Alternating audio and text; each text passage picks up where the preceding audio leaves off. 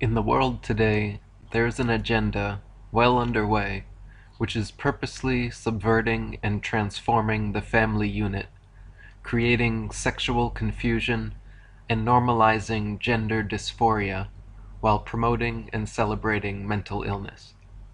As will be shown, this gender-bending agenda has existed covertly for decades and in fact centuries, but recently, due to its successes, is now becoming more overt, obvious, and ostentatious, to the point that celebrities such as Charlize Theron are openly, physically, and pharmaceutically transgendering their children as young as 7 years old.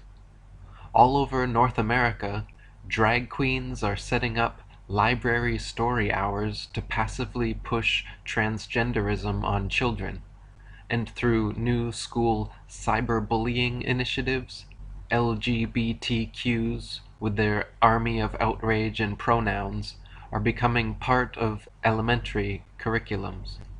Welcome to Queer Kid Stuff. I'm Lindsay and this is my best friend Teddy. Today we're talking about the T in LGBT. Or somewhere in between. We all are part of one big family. Gay means happy. Queer Kid Stuff. You are enough here at Queer Kid Stuff. Welcome to the final part of our 4-part series breaking down the letters in LGBT. You ready, Teddy? Ready. Okay. Today we are talking about the 4th letter, T. T stands for trans or transgender. There's something a bit weird about how doctors assign gender to babies. That's because there aren't only boys and girls. And because not all people identify with their assigned gender. Oh, so the doctors are wrong sometimes? Yes, Teddy. Sometimes doctors don't assign the right genders. When a person does not identify with the gender they're assigned when they're born, they are trans or transgender. People who are trans can be boys or girls or people too. And I can always ask someone their pronoun, just like you taught me. That's right, Teddy. There's also another word you should know. It's the word cisgender. Someone who is cisgender does identify with the gender they're assigned. Okay, so since you are assigned girl and you use she, then you are cisgender. That is exactly right, Teddy. I think I can see your beard. I see. You can see my beard? Oh no!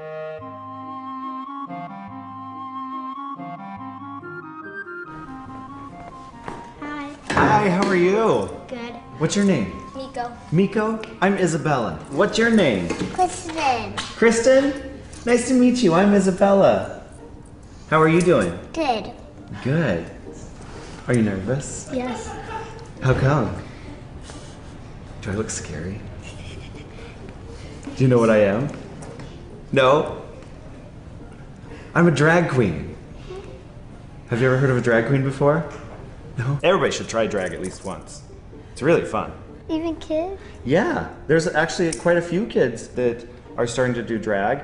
It's 2018. There's gonna be drag kids in the world. And I'm one of them.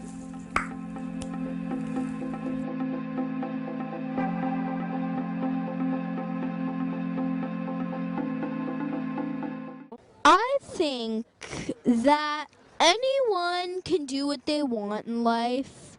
It doesn't matter what anyone else thinks. If you want to be a drag queen and your parents don't let you, you need new parents. If you want to be a drag queen and your friends don't let you, you need new friends. It's a dream she's had for as long as she can remember. What happens in the good fairy dream? So when I was 2 years old, I went up to my mom and asked her, when is the good fairy gonna come with her magic wand and change my penis into a vagina? You were 2. Yeah. For the now 18-year-old Jazz Jennings, that dream is about to become a reality. There's my stretcher. She's about to undergo her gender confirmation surgery. I would say this is the final step of transitioning. A procedure that, in her case, essentially refashions male genitalia into the female equivalent. Thank you. This is really the last thing that will validate my identity as a woman. There's nothing else after this. I just get to be myself, be in the body that I've always wanted. With adolescence looming, Jazz, along with her parents, decided to use blockers to medically pause male puberty. They block any facial hair I might get or armpit hair, maybe, like just so I don't look like a boy, or even getting a deep voice also. The peritoneum, I say it's going to be like a patchwork vagina, a Franken vagina. As Jazz makes her way into that life-changing surgery, she hopes that if successful, it'll pave the way for the next generation of trans girls. Look at I Am Jazz. I Am Jazz is celebrated as a hero in America. They started out as an 11-year-old or 10-year-old transgender boy.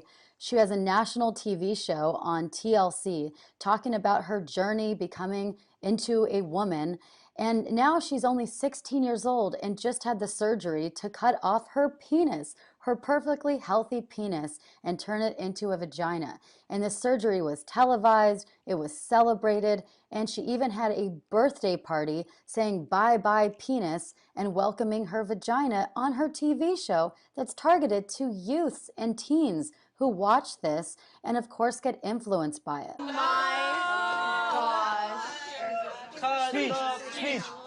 Speech. I just wanted to thank you all for coming to this farewell penis party.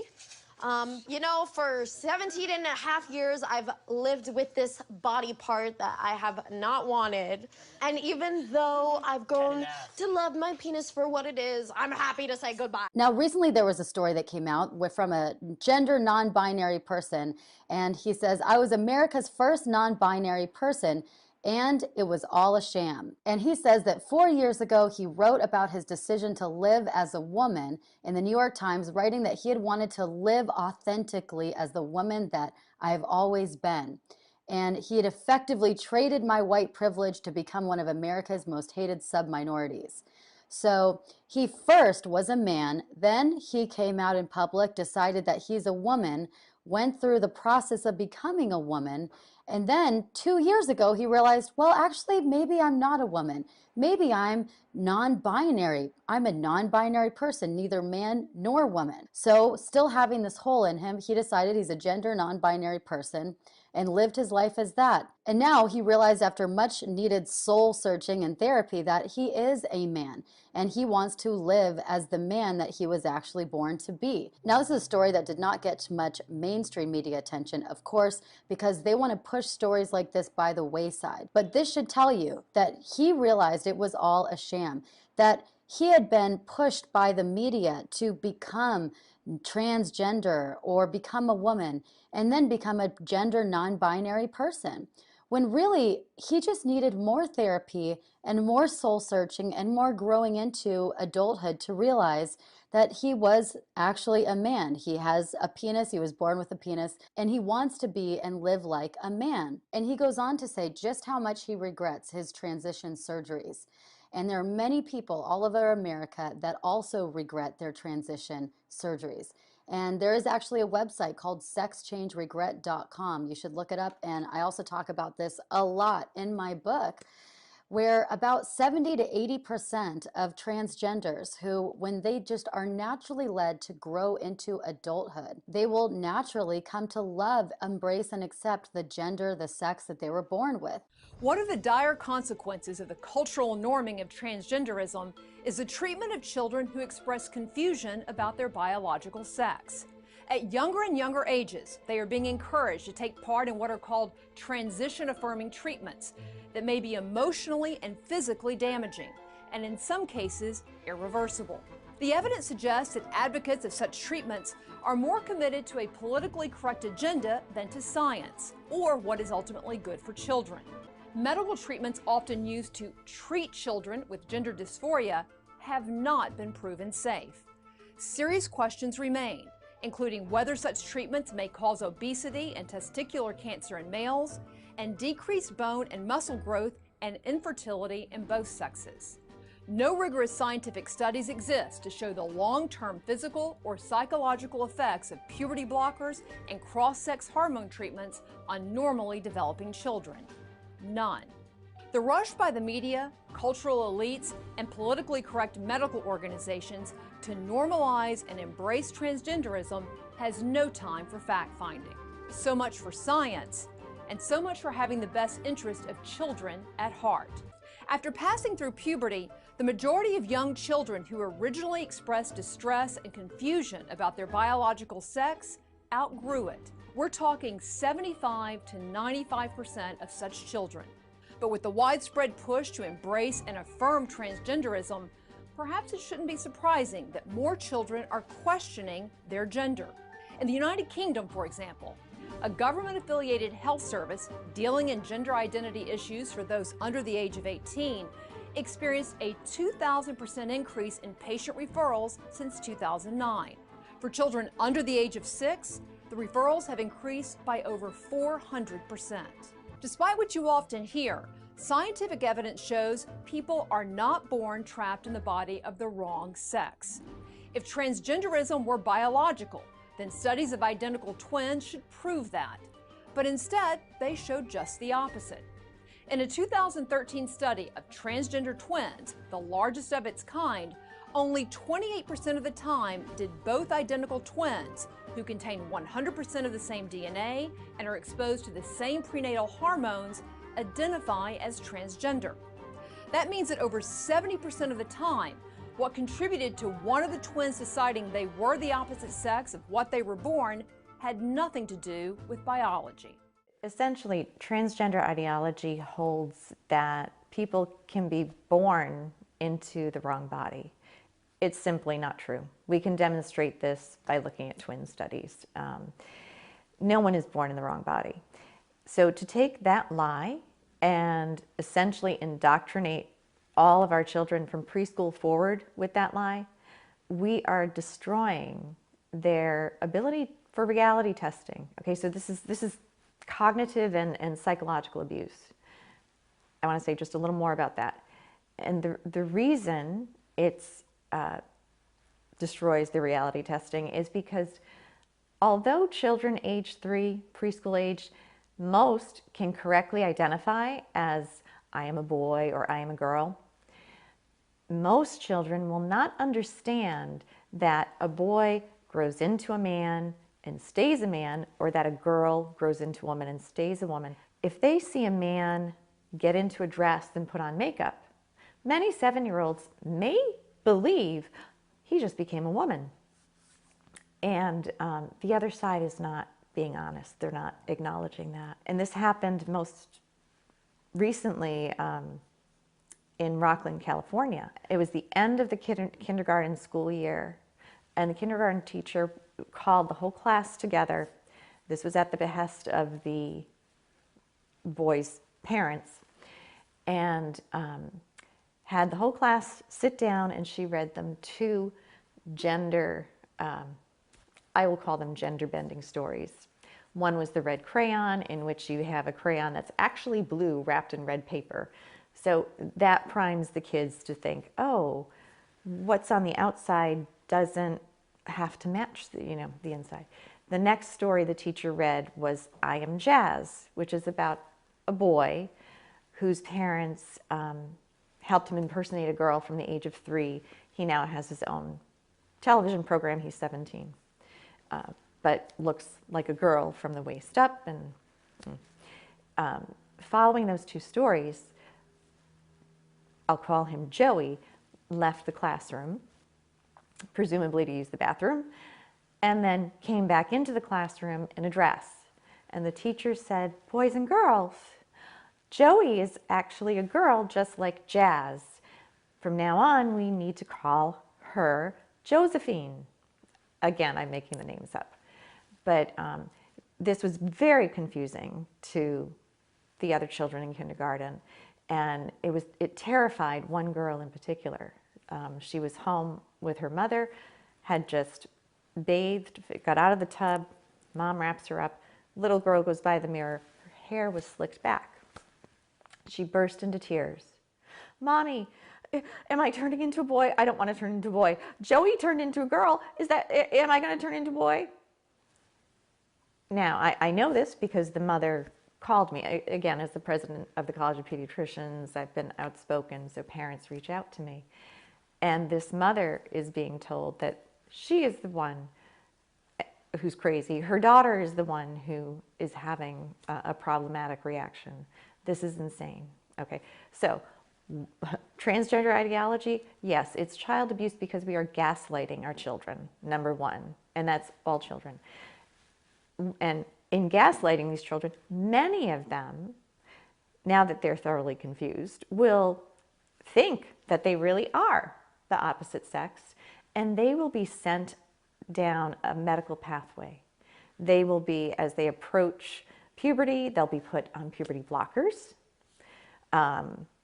And then from puberty blockers, they will be put on cross-sex hormones. That combination will permanently sterilize most, if not all, of those children, and also puts them at risk for heart disease, diabetes, various cancers.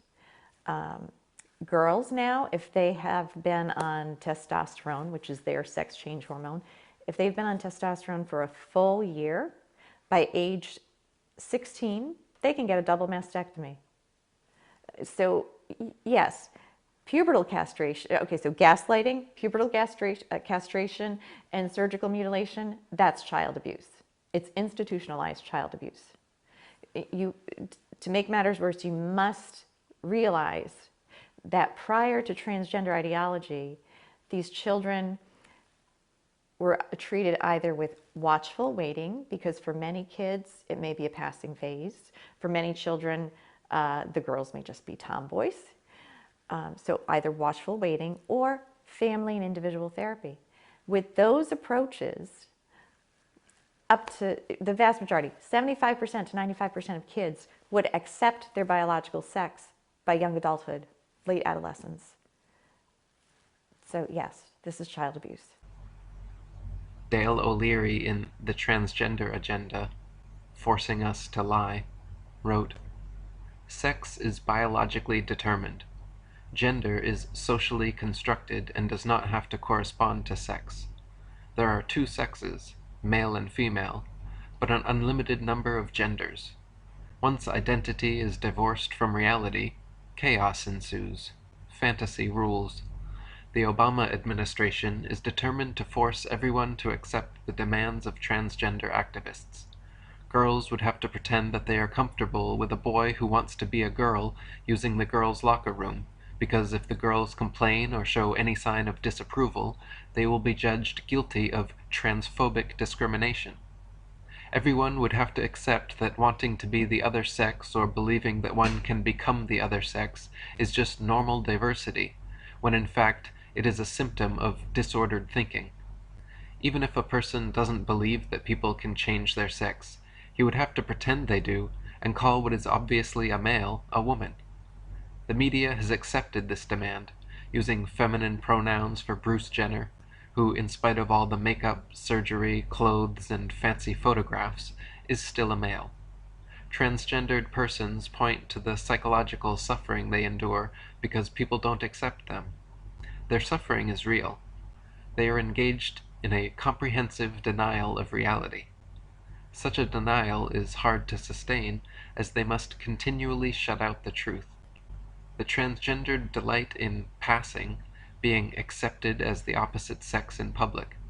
It hurts to be told that, even if they can pass, they are not and can never truly be the other sex. I mean, it's the very definition of trauma-based mind control. You dip the children in a sewer of sexual perversion and violence and all of that until they disassociate from their identity. And that's precisely what we see in the trans agenda. They say, don't identify with your body, don't identify with who you are, disassociate from your identity. And that's precisely what the SRA and MK Ultra victims say, that they're traumatized to the point that they disassociate or even leave their body because the trauma is so intense. And then these other entities enter them. And then they have these multiples, what they call multiple personality disorder or dissociative identity disorder.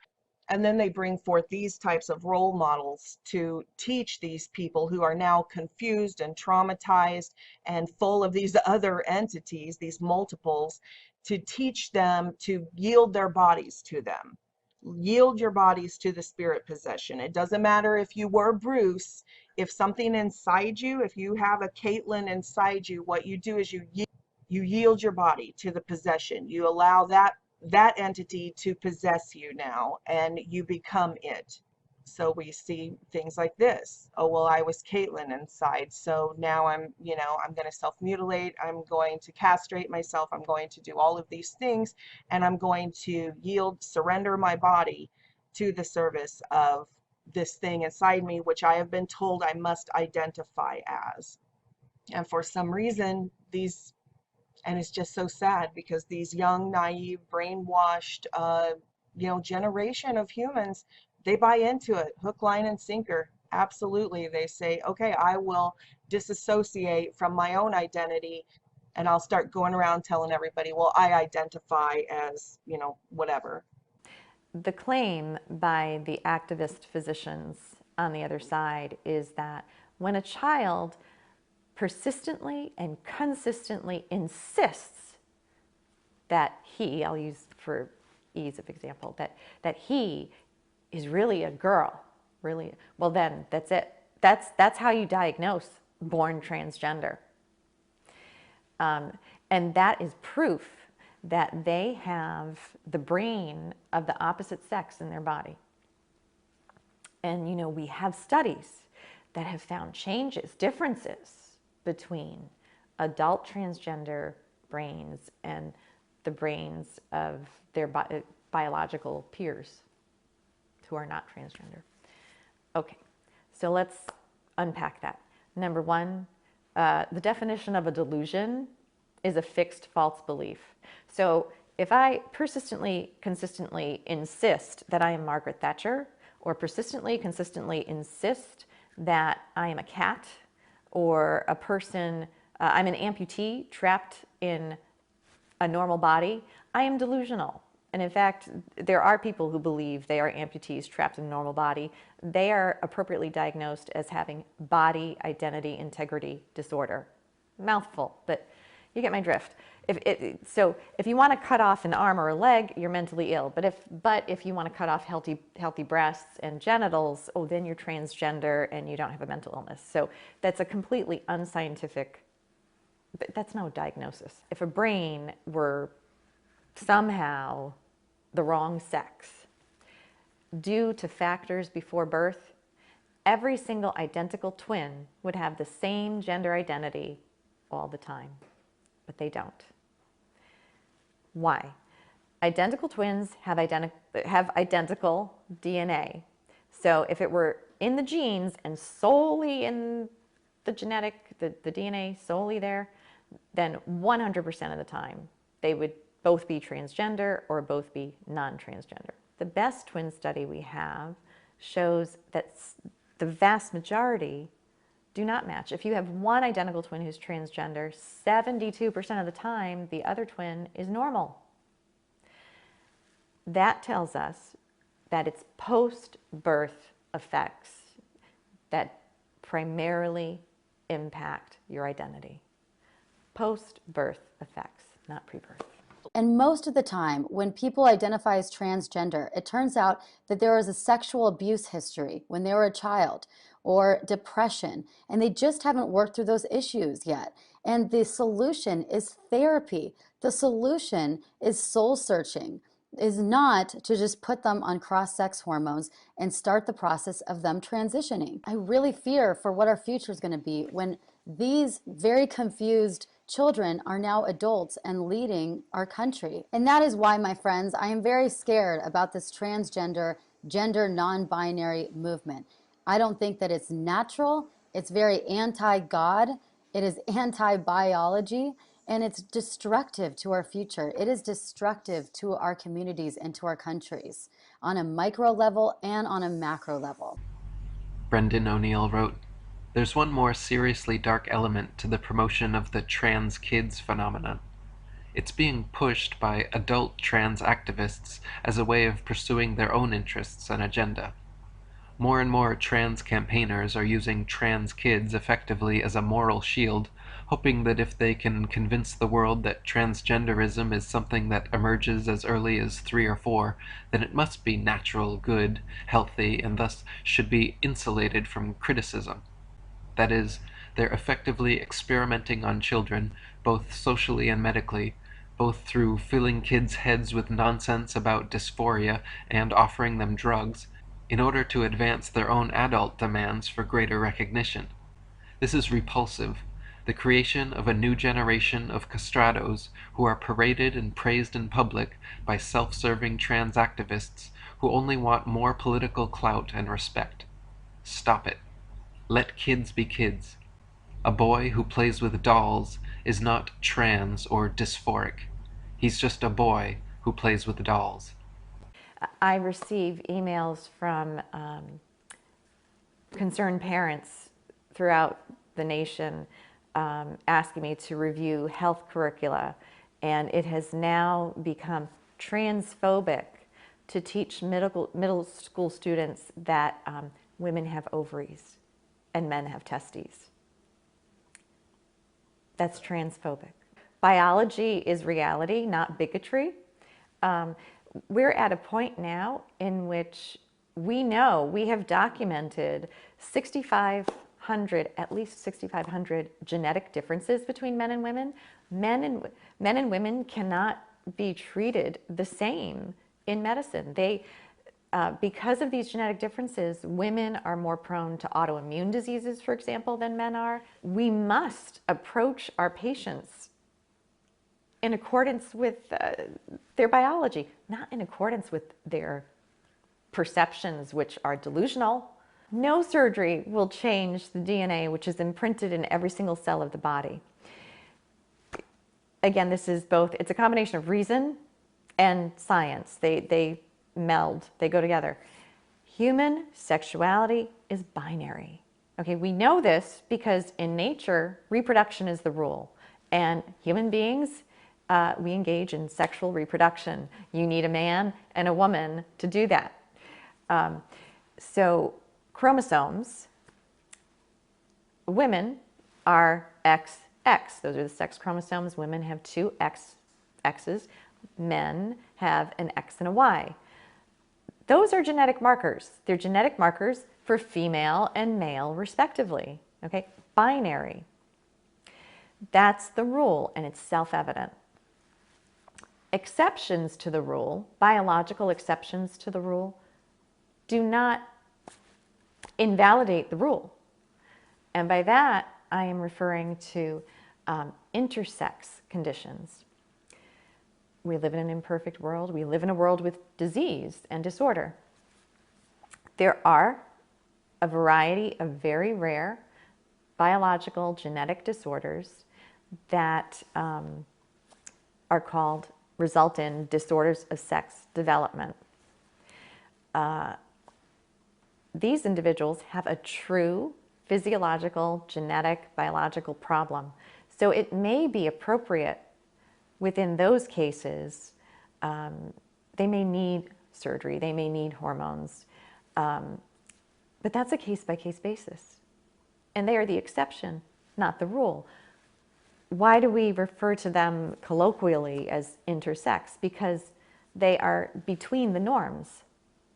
And many people with intersex conditions, they can lead very happy, healthy lives, but their treatment is very personalized. Transgender, someone who identifies as transgender, however, that's not a problem in their body. Gender identity, all identities, they're in our thoughts. Thoughts and feelings, those are not hardwired, they develop, and they may be factually wrong or factually correct. Individuals with disorders of sex development are being used as pawns in the fight for basically a civil right to a mental illness. There's no such thing as a civil right to a mental illness, but that is in fact what we are dealing with the transgender rights movement. It is impossible to be born with a full set of male and female genitalia. You are either born with an XY chromosome, a penis and testicles which produce sperm, or else you are born with an XX chromosome, a vagina and ovaries which receive sperm. No one in history has ever or could ever be born with both. It is physically impossible to spatially fit a penis, testicles, vagina, and ovaries all in the same body. You were either born a male with male chromosomes and a male anatomy, or you were born a female with female chromosomes and a female anatomy. And it doesn't matter what you feel like. If you feel that you are a man, but you were born female with female chromosomes and a female anatomy, then your biology is correct and your feelings are wrong. If you feel that you are a woman, but you were born male with male chromosomes and a male anatomy, then again your biology is correct and your feelings are irrelevant and wrong when it comes to the truth of your biological sex. A staggering 41% of people who identify as transgenders have reported that they have attempted suicide, which is over 25 times the rate of suicide attempts among the general population. So many doctors and studies have confirmed that when people often identify as a transgender, they almost always have one or more at least coexisting conditions like anxiety, depression, or bipolar. And then when we as a culture, in the media, in schools, when we're reading children's books about transgenders and having TV shows about talking about transgenders, we're encouraging children to try on a different gender or cross-dress. We're literally enabling this mental disorder. We're literally enabling this mass confusion in children. Like here, you can go on here and see Charlize Theron, and she says she adopted this young black boy, and now she's making him dress like a girl and telling everybody she has 2 daughters now. You can go, here's the interviews, click on it, and she talks about her 2 daughters, and there's tons of pictures of her dressing him up like a girl. She's transgendering him. She says that he identifies as a girl. So here this white woman adopts these young black children and starts humiliating this little black boy. Where are the Black Lives Matter people on this? In my opinion, this is child abuse. And we see it with tons of celebrities. Here's Pink, big shocker, right? I mean, she's so feminine. Pink is raising her daughter gender neutral. Daughter, just look at the picture. I'll leave it to you. Both of them. It's just so sad that they do this to their children and publicly. And again, I'm so tired of being gaslighted just for reporting what we see with our own eyes. When we say that they're transitioning their children and they're changing the gender of their children, they're doing it openly. It's like on the cover of magazines. This isn't some conspiracy theory. This was a little girl. This was one of her twins. And starting when she was just a toddler, they started dressing her like a boy and transitioning her into a boy in the public eye. And there's no doubt that that's child abuse. These children haven't even gone through puberty yet. They don't have their hormones. They don't know. They can't make decisions. I mean, in fact, we won't even let a human get a driver's license until they're 16. They can't make those kind of decisions. They can't even buy a beer till they're 21. We don't think they're responsible enough to make those type of decisions, but they're telling us that these children are capable of making decisions for the rest of their life at 3 years old, 5 years old, 7 years old. My son, between the ages of 4 and 6, he thought he was a robot. So I didn't go and start cutting body parts off and putting machine parts on him and be like, he identifies as a robot. I'm just being a good mom. No, they'd have locked me up because it's insanity. But yet these people are saying it's not insanity.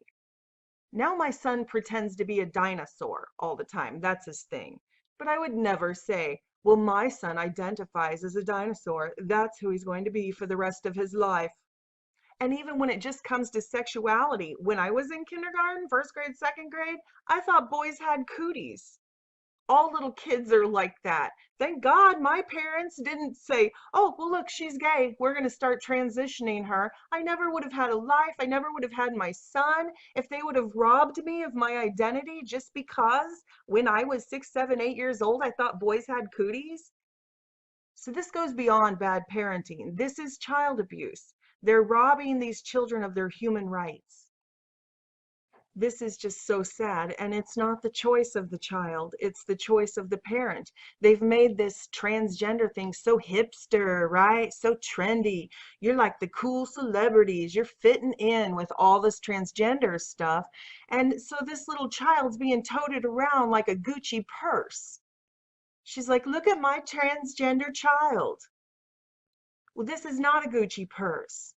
This is a little boy. This is a human being. Have we lost all touch with reality? This is an emergency. This is 911. Do you know the suicide rates of transgenders are like 40 to 50%? Suicide attempts, and in some countries, successful suicide rates are above 40%. For this reason alone, I would think psychiatrists would want to talk people out of transitioning. 46% of trans men and 42% of trans women attempted suicide. This is from the American Foundation for Suicide Prevention, the Williams Institute. In India, 31% of transgender people die from suicide. Michelle Cretella is the president of the American College of Pediatricians. She just wrote a piece in which she says, we're quoting now, transgender ideology has infiltrated my field and produced large-scale child abuse. Cretella says doctors are encouraging parents to have their kids change genders when there's no evidence these changes are safe or even helpful. Dr. Cretella joins us now. Thank you very much, Tucker. I'm glad to be here. I think it's important to say that everyone on both sides of this issue is concerned about finding loving and healthful solutions for all children. Right. Yeah. Honestly, we at the American College of Pediatricians, and also I have many colleagues on the left, also insist that those solutions be rooted in reality, and transgender ideology is not. Sex is hardwired from before birth, and it cannot change. And that's why we'd actually called this child abuse, because by feeding children and families these lies, children are having their normal psychological development interrupted. They're being put on the puberty blockers, which essentially castrates them chemically, followed by surgical mutilation later on. This is child abuse. It's not health care. It's MK Ultra is what it is. It's MK Ultra for the masses. And I'm sure some people were probably shocked to hear a doctor say that sex is hardwired, because they've, been brainwashed for so long by this cult. But she is speaking medically. That's the truth. They've blurred the lines of logic so much that they've confused gender with sexual attraction. And those are two completely different things. It shouldn't be confusing at all. It's really very simple. If you have same-sex attractions, that doesn't change your gender. People lust after lots of things. People desire lots of things.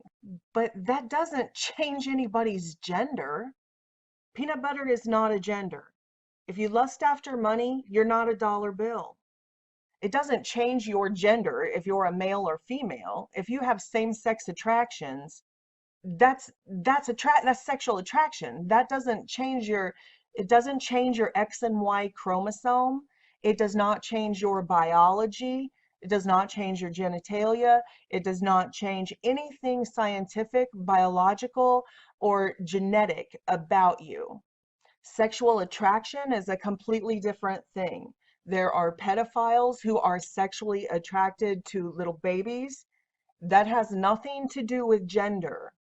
There are men and women who have same-sex attractions to adults. That has nothing to do with gender. But see, they've blurred it all. They've lumped it all into this LGBTQ, LMNOP type thing. And that's why it's so dangerous. because then these pseudo-psychiatrists, instead of discouraging people from destructive behavior, are encouraging this self-mutilation and destructive behavior. And then these people follow the advice of the cult and they end up transgendered and suicidal because there was no pot of gold at the end of the rainbow. They're still tormented souls, only now they're disillusioned and even more hopeless. And the official suicide rates reflect that. This is real. This isn't, I'm not speaking from a religious perspective. I'm speaking from a scientific perspective. Those suicide rates are real. These people are being psychologically harmed by being encouraged into self-destructive behaviors. I recently received the following letter from a longtime subscriber. I want to share my story about what I went through as a closeted transgender, how I discovered that I was merely suffering from a reversible condition, emasculation, gender confusion, gender dysphoria, and most importantly, how I did so. For years I identified as a female despite obviously being in a male body. I was discriminated against and messed with for it, called hermaphrodite, freak, etc. People felt entitled to knowing my business, gawked at me excessively. It was a living hell, a nightmare on repeat, from which I knew I had no escape. I've never been attracted to men, but I knew I was female after a certain age. In fact, other people seemed to figure it out via facetious and sometimes even malicious commentary before I even did. So you see, I was in a unique pickle. Society would have deemed me trans and lesbian. Yikes. When I heard an author I greatly respect, Eric Dubay, say, "There are only two genders, period," I was really bummed and I tried to talk to him about it.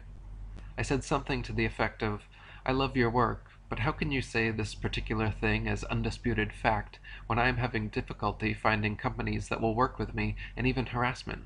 So when I say that I fully understand where you guys are coming from, hopefully you know that I mean that with the utmost sincerity. I have lived with that pain. I have lived with that inner dialogue. If my natural wiring that I had no choice in is not accepted by society, how am I supposed to even survive this place? I can't even tell my own family the simple truth of who I am. That being said, I have overcome this. Now ask me how I knew that I was trans, that my sex was not aligned with my gender. I just knew. I felt it. And other experiences I had confirmed it beyond doubt.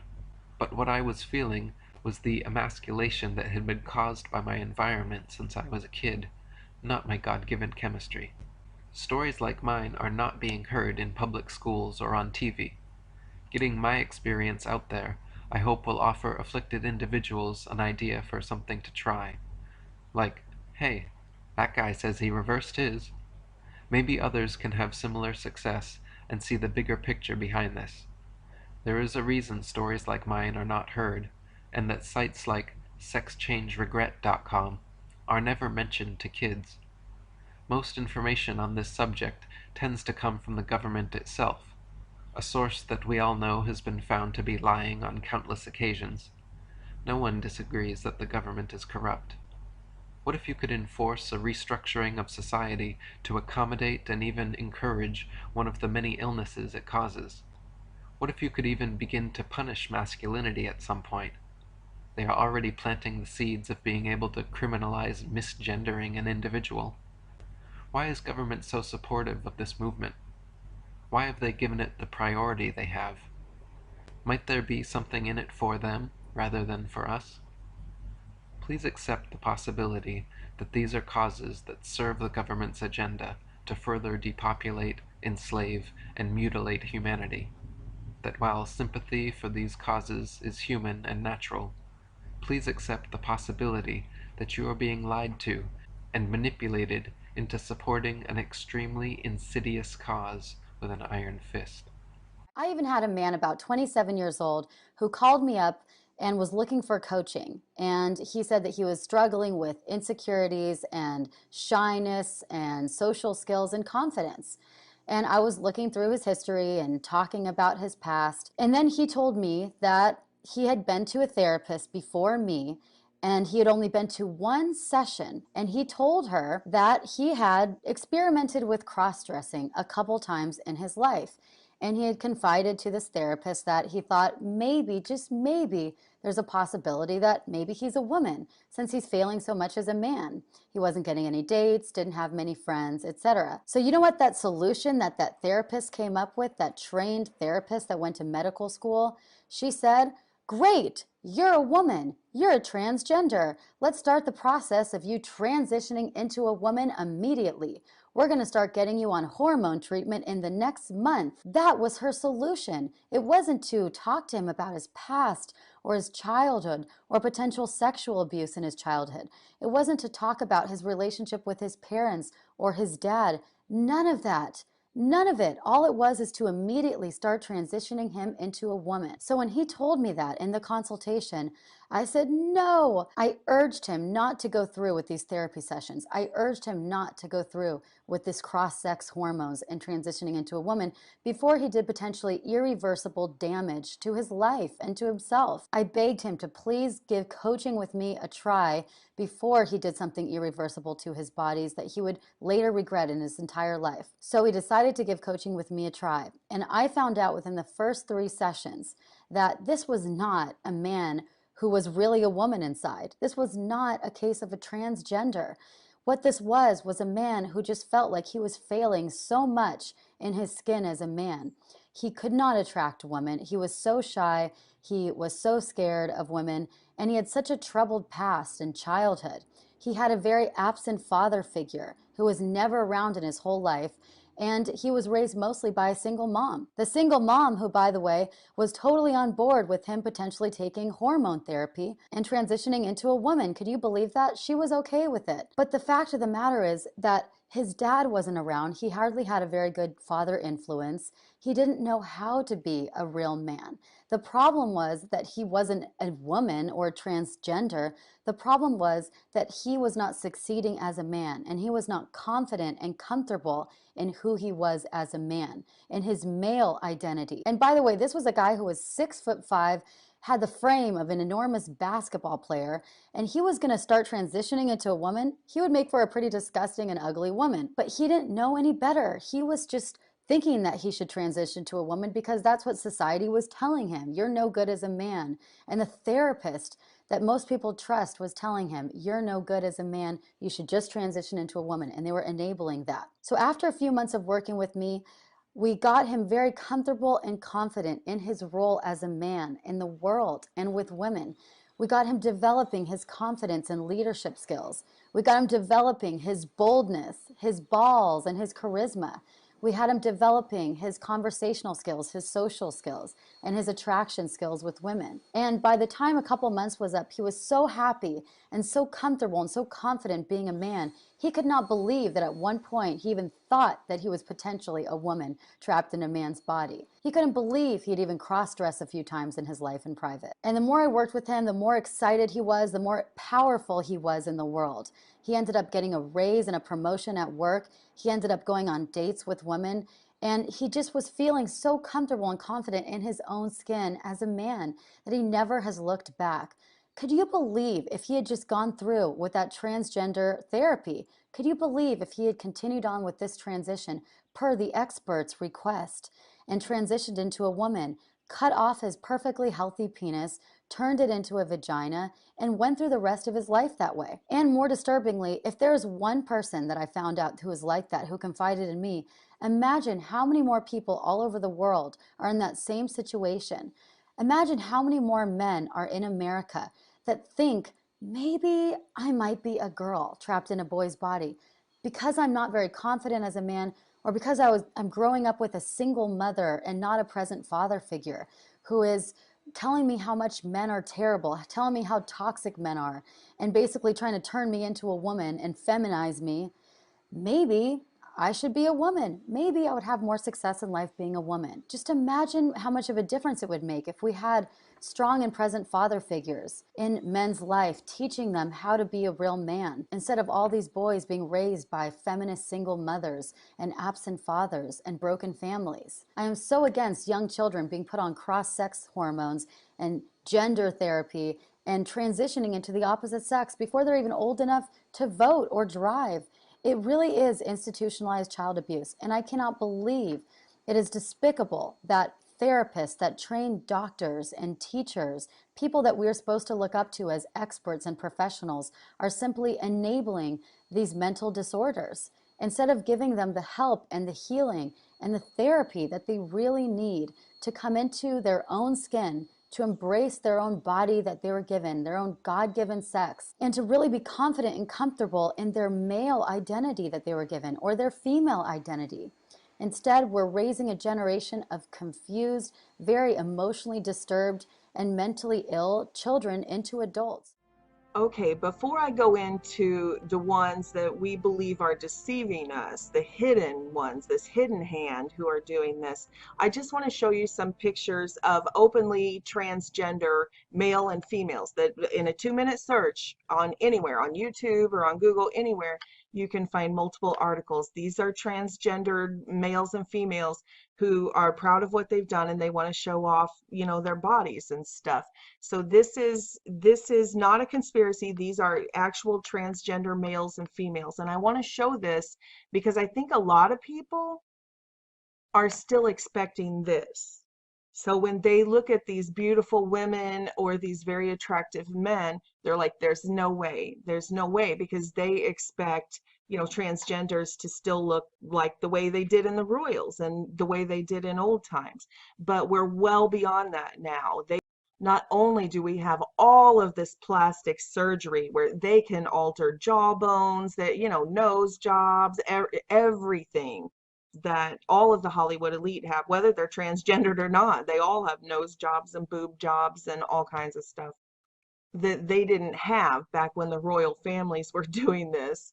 So we have this small window of opportunity to see, before all of the technological advances, to see what was going on. But now it's almost impossible to see, because well beyond plastic surgery, now we have all of the hormone treatments, which actually changes your voice. It changes your muscle mass. It changes your hair growth. You know, to grow a beard, it changes everything. Well, not everything, but you know. And then even well beyond that, now they are into altering in the petri dish. During the in vitro process, they are altering gender. So we are well beyond this.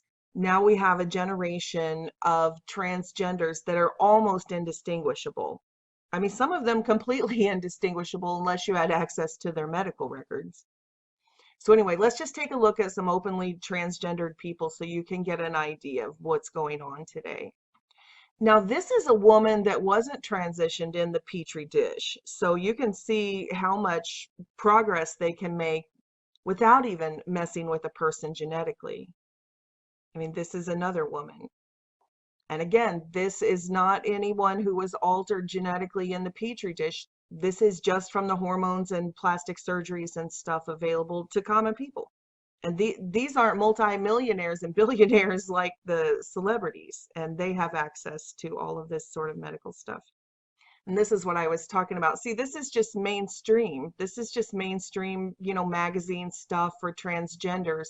This is female to male facial surgery, facial masculinization, to make the female face appear more masculine.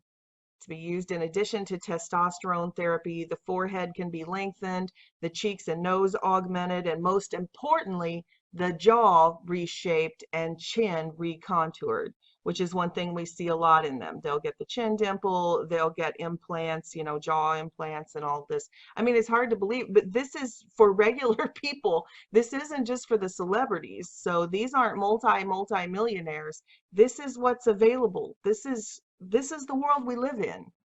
So this is the woman over here with the beard. The only reason this picture's here, I mean, lots of people theorize about a lot of men and quote unquote men in Hollywood.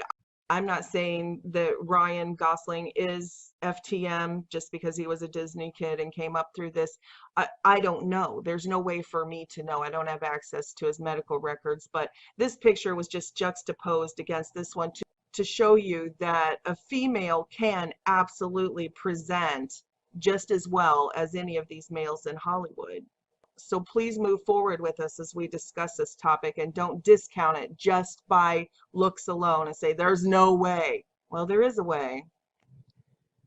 And these are the Hygeras in India. And you can see they look like beautiful women. I mean, this one over here didn't turn out so great, but you know, a lot of them look gorgeous, like beautiful women. Now, I know this is a big red pill to swallow, and I'm sorry to have to give this to you. It's unbelievable, but it's true.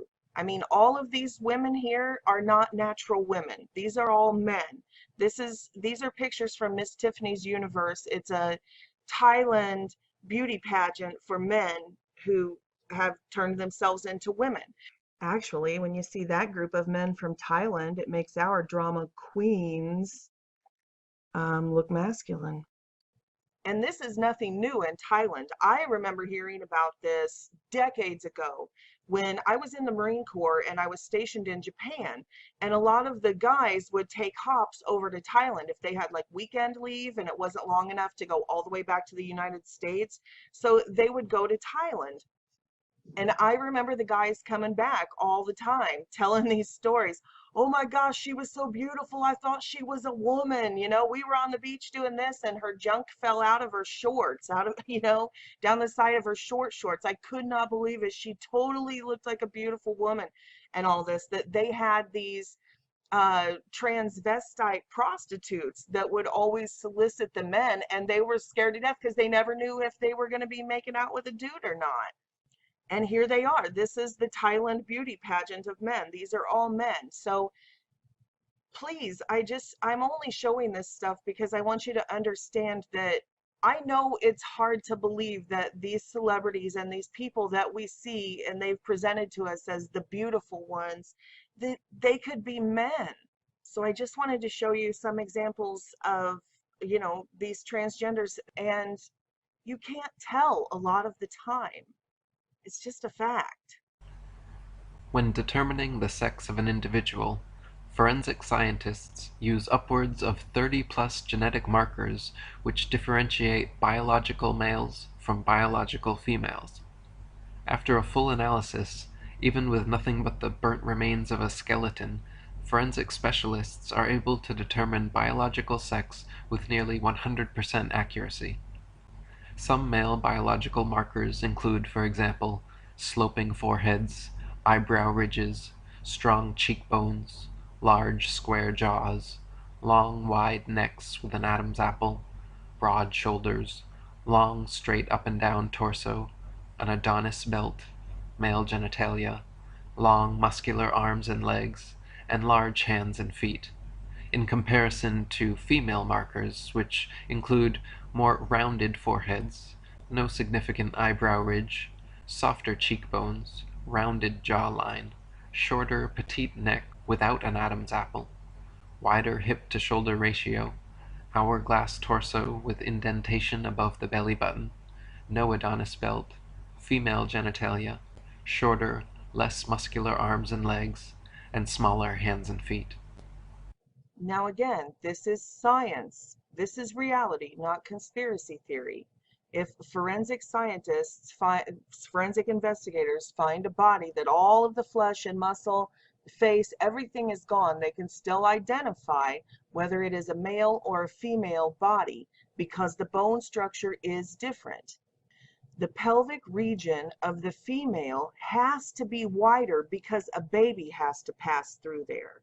See, a baby could never be born through this hip.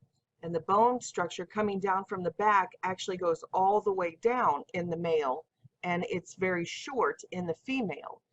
And you know, the tendons and the muscles are attached to this bone structure. So here's a typical example. I mean, these are incredibly fit humans, especially in this, you know, day and age of fast food and GMO food and all of this stuff. But the point is there are differences between a male and a female, no matter what kind of clothes you put on them. And this shows those examples with flesh over the bone structure. So a man will have this right here. It's called the Adonis belt. Okay, you see a woman, no matter how skinny she gets, the actual muscle structure and how the tendons attached to the bones are different. So A male will have this Adonis belt structure, and the navel will be above the indentation of the waist. But you can see, so there's the indentation of the waist, and the navel will be above the Adonis belt.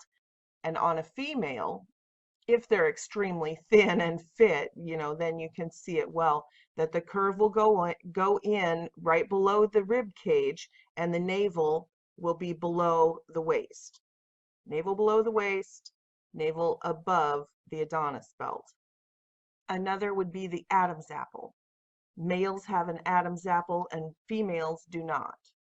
So that's usually a dead giveaway. Back when I was coming up, it was so rare, but when I lived out in California and you'd go over to the west side, you'd know who the tranny hookers were because they had Adam's apples. So, the elitists, they have lots of plastic surgery and stuff like that. So you don't see it all that often. For example, here are a couple of pictures from plastic surgeons' websites for advertisements about this transgender surgeries that they do. And you can see here, the Adam's apple here, they shave it down. They actually go in and shave it down. Now, that does grow back. The cartilage and everything does grow back. So you will see that in the celebrities over the years in between surgeries. And here's another one that just shows the extent they will go to. They literally grind down their bones and shave down, sand down the bones underneath the skin, because the brow ridge in a male is very pronounced and a female is more flat, like the sloping. And you can see here where that's been taken down. They've taken it down to feminize the face.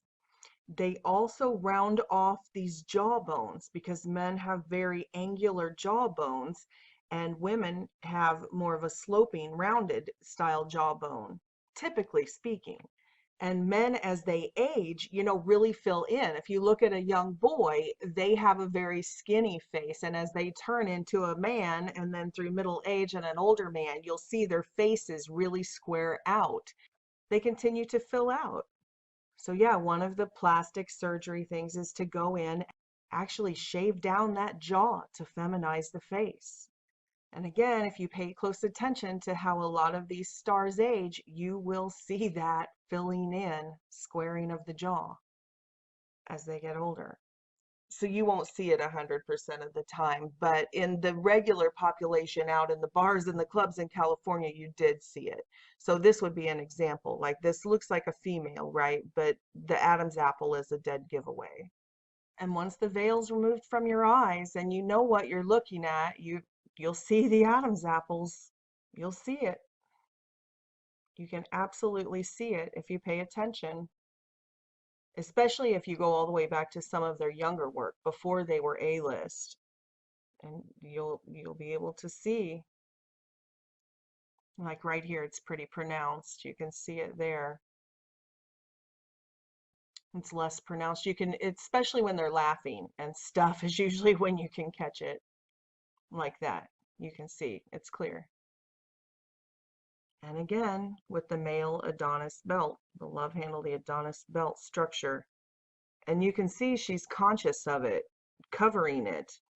And make note of that when you see these types of impromptu pictures, because in all of their studio pictures, to make their bodies whatever they want them to look like. But when they're out in public, you'll notice they do this a lot. It's always hands on the hip, bending to one side so you can't see the boyish straight figure, all of that type of thing. This type of thing, covering the Adonis belt.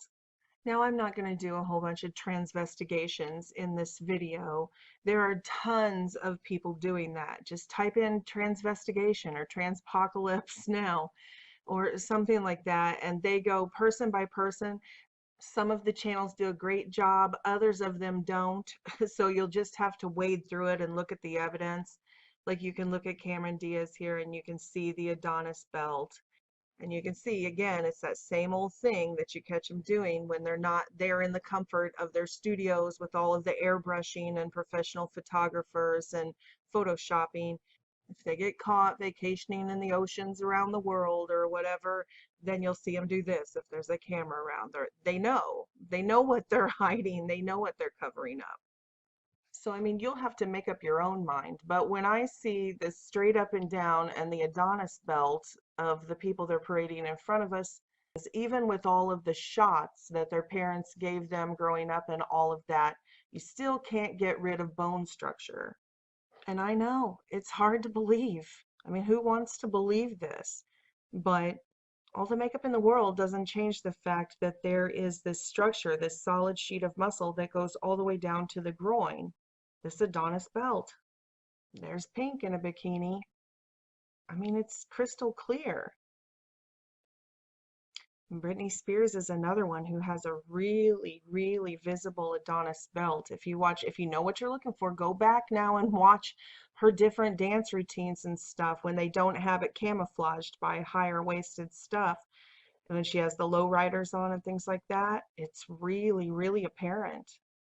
I mean, look at that. If you just covered it up, it wasn't in a bikini, would you really think that's a female torso?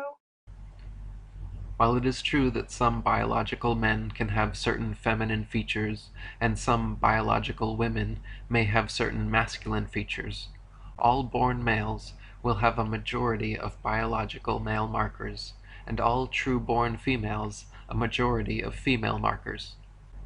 Having said that, most of us here, myself included, are not forensic specialists, and so for the gender investigations of various celebrities, politicians, and models which are about to follow, please note that myself and the other presenters are not claiming to know 100% the sex of each individual shown. So if you see your favorite celebrity mentioned and cannot believe that they could possibly be a covert transgender, perhaps they are not, but are simply being used to show an undeniable trend in media personalities. For the purposes of this presentation, it is not important to focus on any particular individual, but the overall abundance of evidence which points towards the fact that there has indeed been a long-term, elite, covert gender inversion campaign, which is now becoming overt. During our sex scene, I felt your dick rubbing into me. And I said, Mom, I am a rich man. I'm a tranny. I'm a man. What would surprise people about Jessica Alba? I'm a man.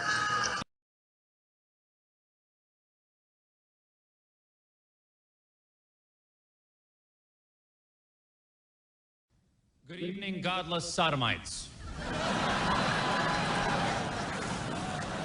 What is the essence of what you want the world to know about Stephanie? That I'm really a man. That Stephanie. I'm really a man. That Stephanie. I'm really a man. That she loves to cook. About is suffering for your love of music.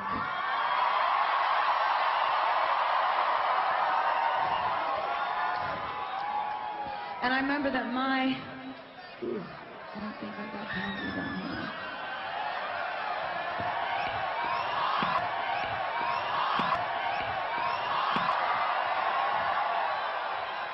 And as hard as it is to believe, many of our sex symbols, the ones that they have created for us to be sex goddesses, they are men.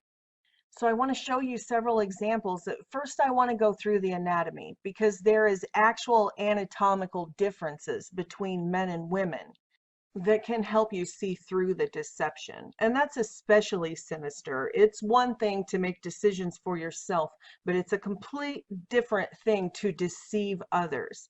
And these people have conspired together to deceive humanity. So let's go through a few of the ways that can help us identify the Decepticons. The Adam's apple is probably the most readily recognized gender marker of them all and is the enlarged laryngeal tissue of a male. The reason why so many elite transgenders do not have an Adam's apple is because it typically develops after a full male puberty. These elites suppress that puberty by castration, chemical or surgical, and give exogenous estrogen in order to maintain the prepubescent male characteristics that merge with female sex characteristics to create the ultimate in-between.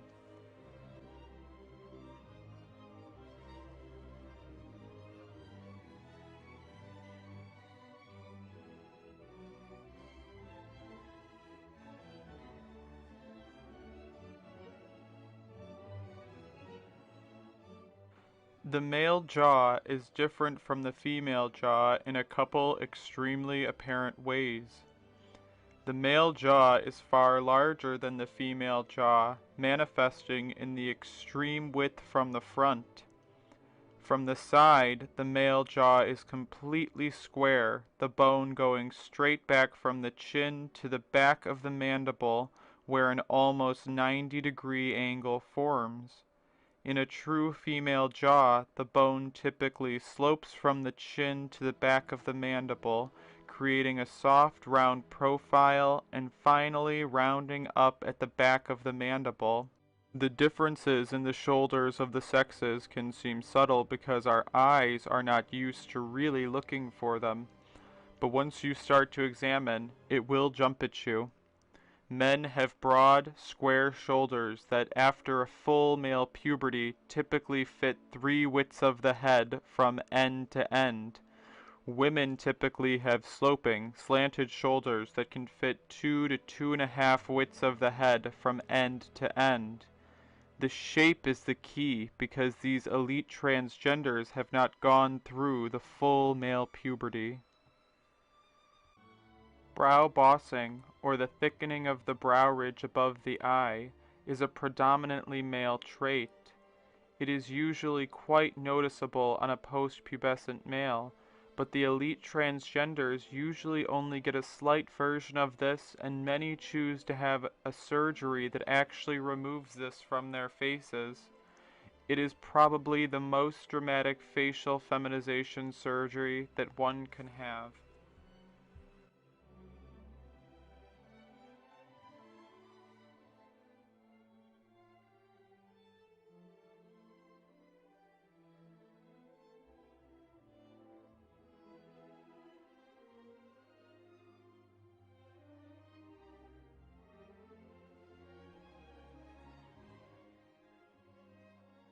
Do you notice the completely square shoulders?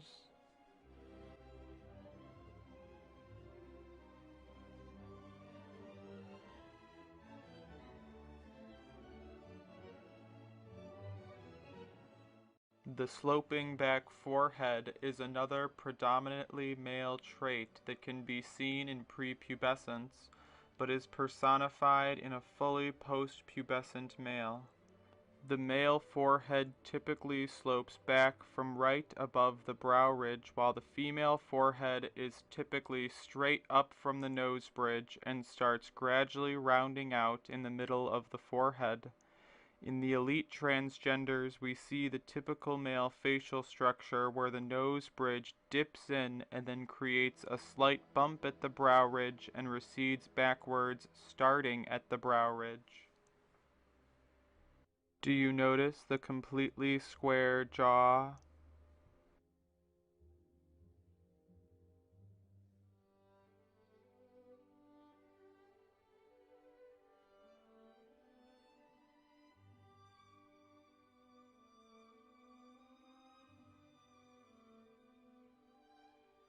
The male neck is also one of the easiest signs to see when it comes to a transgendered elite. Women tend to have necks that concave in the middle and get wider at the bottom, while men have a large tree trunk-like straight neck. This is a trait where pictures speak 1,000 words.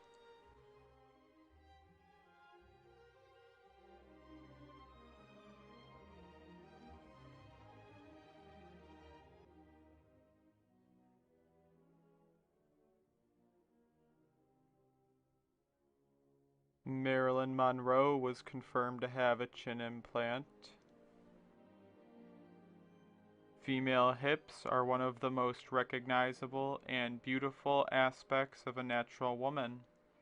Women have wider hips for carrying children, where the navel tends to actually sit below the hip indentation on the torso. Men typically have quite narrow hips with a straight up and down body contour and a navel that sits below the waist indentation. In real females, the shoulders tend to fall in line with the hips.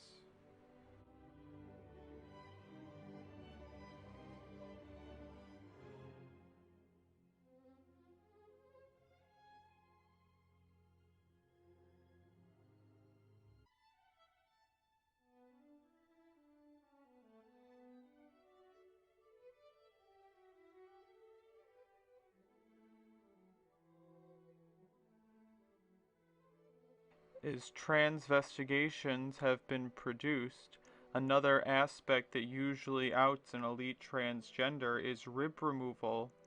The rib removal creates an artificial waist, but at the same time reveals the artificiality of the proportions because the shoulders become far too wide.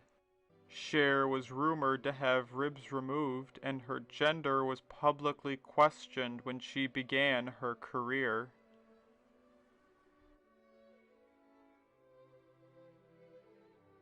Marilyn Monroe was also rumored to have ribs removed, and you can clearly see the scar in this picture, and also you can clearly see the body frame of a man. These are the before and afters of 2 chin implant surgeries. Notice how dramatically it changes the silhouette of the face, but how subtle the effect really is.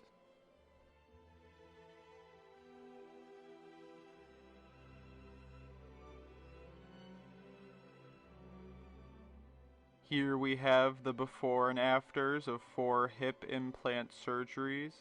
They will never pass as the true hips of a woman, only a false Hollywood-sold fantasy inversion.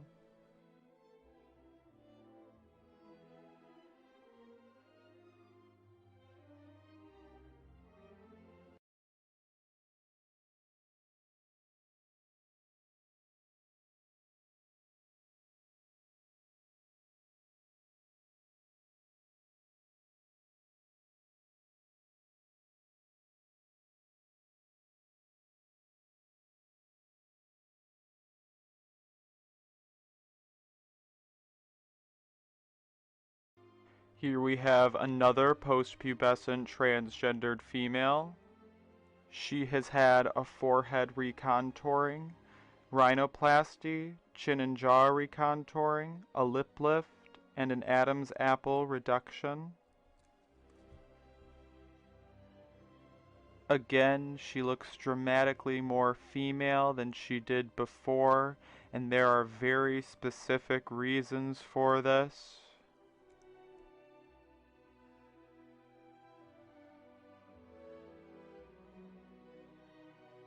This is the post-pubescent transgendered female from profile. What I want you to notice is that no matter how much jaw contouring you do, you cannot escape the straight back contour from the chin of the male jaw. This one still also has the classical sloping back forehead.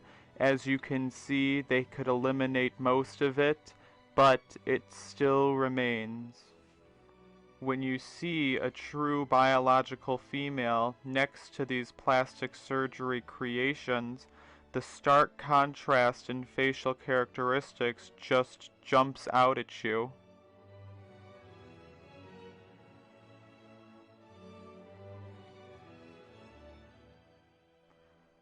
Are you transvestigating yet? Can you see the differences between the left and the right? Do you need me to put them on the screen?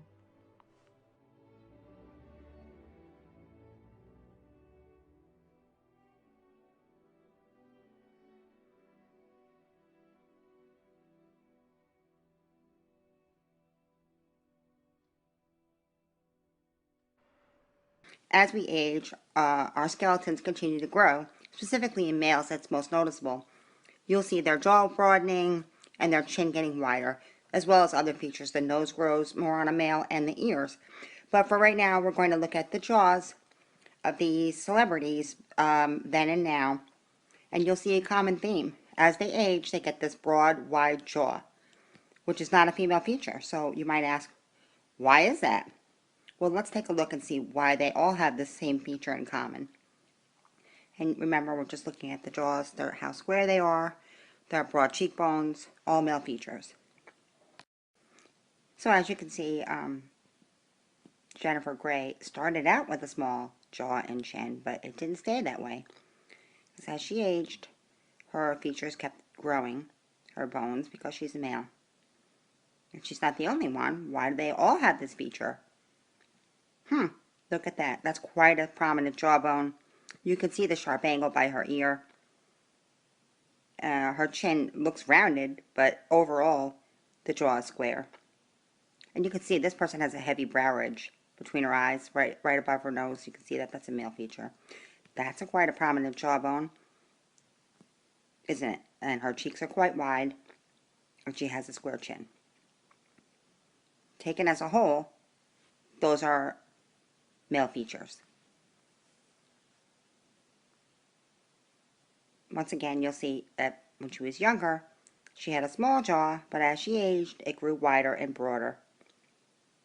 It's just time progressing and bone developing. It's a male characteristic to have that jaw.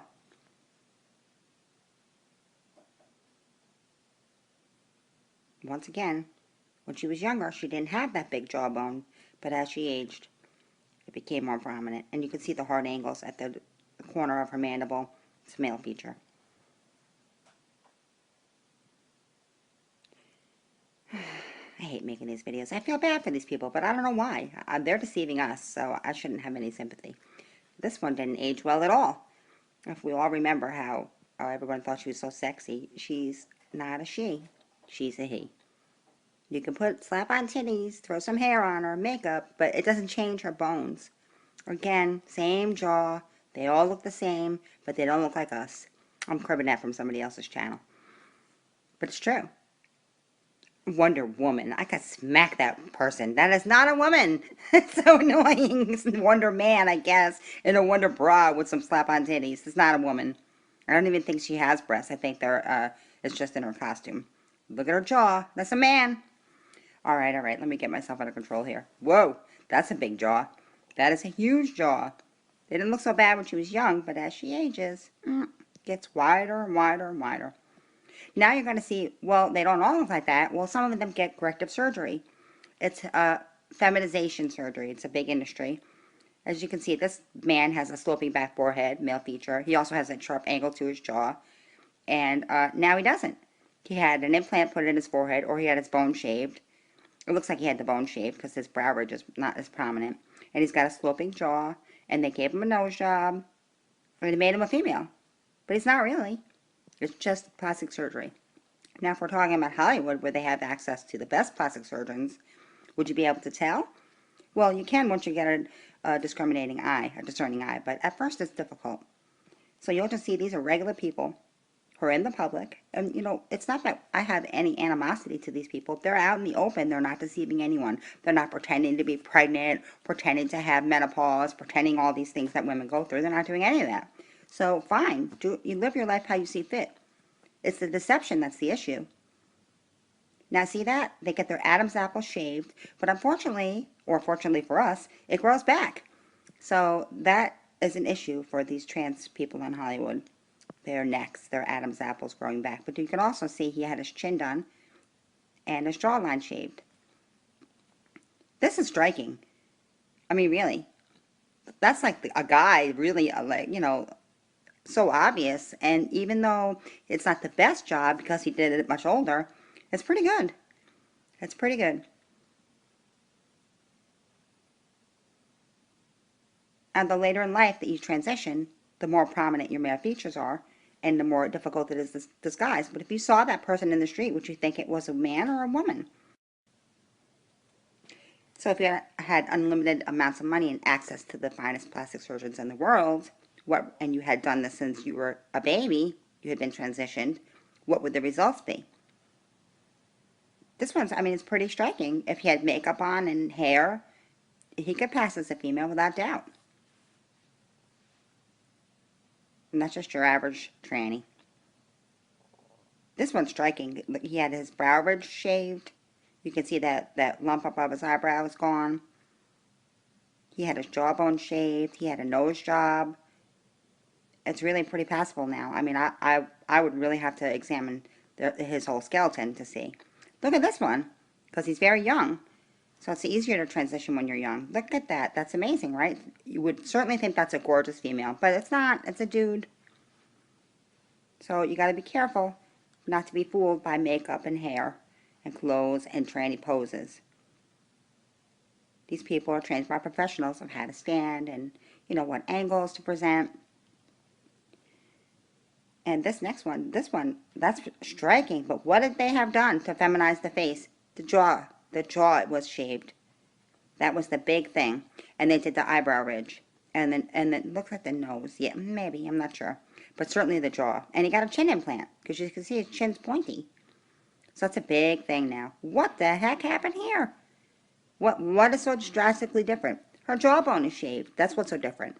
And she lost some weight. This one, does that look like this one? Oh my goodness. Even before she had the surgery done, with that hair on, it still looked like a dude. And now it just looks like an alien. So, whatever. I'm really not a mean person by nature. The deception is annoying to me. It's an annoyance to think and to know how hard it is to show people this. But that's a dude. That's really a dude. It's not even passable. What did she have done? She had her jawbone shaved and her brow ridge, which is still prominent, is shaved a little bit.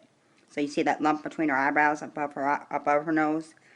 It's still there, but she had it shaved, and she had her jawbone shaved. Now, why is that such a common plastic surgery thing, to get your jawbone shaved? Now, this girl tells everybody she's a tranny. Nobody believes her. They think she's joking. I appreciate her honesty. She makes a gorgeous girl, but she's not a girl. She had her jawbone shaved, as you can see. It's much smaller in the picture on the right.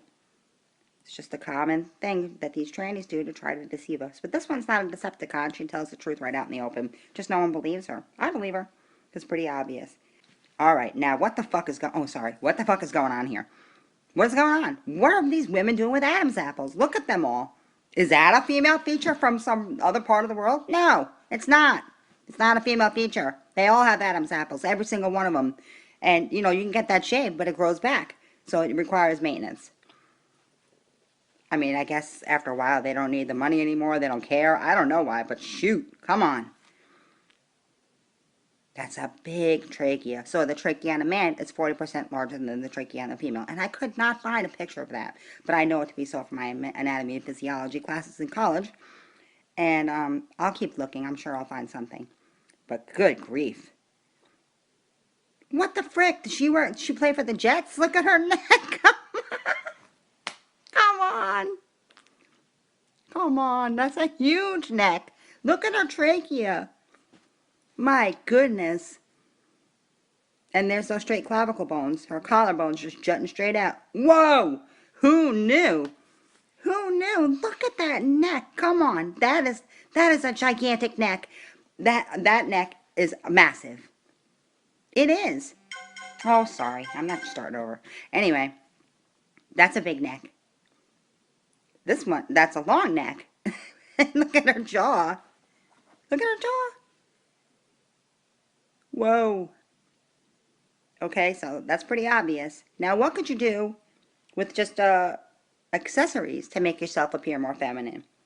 Like, what could you do? Look at this guy, who's not, he maybe, I didn't transvestigate him. Who the frick knows what he is at this point? He's one or the other, but he's not both, right? So that's just makeup. Professionally done makeup. That's all that is. Okay? So, if you had the best stylist in Hollywood, what could you do? If you had bought tranny accessories to put on your clothes, what could you do? If you had a rib removed, if you had breast implants, what would be possible? So, can you spot the Illuminati tranny in this crowd? Take your time, look closely. You may see a few. Well, it's a trick question. I'm sorry. These are all trannies. These are all trannies, openly transgendered people. They're not deceiving us. They're openly transgendered. They're not Illuminati trannies. They're just trannies. That's from a tranny beauty pageant. Okay? Now, here, spot the tranny in this photo. They're all trannies, openly transgendered. This is a tranny beauty pageant, okay? They're all openly transgendered again. I just want to show you some real ones, man. The real ones can fool you. That's not me telling you they're trannies. They are trannies. The real ones can fool you.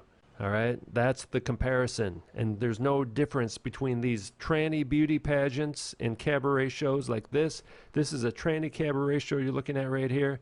There's no difference between this and the Victoria's Secret tranny cabaret show they had on TV, I saw the YouTube video of this event. About 3 million people have watched it in less than a week.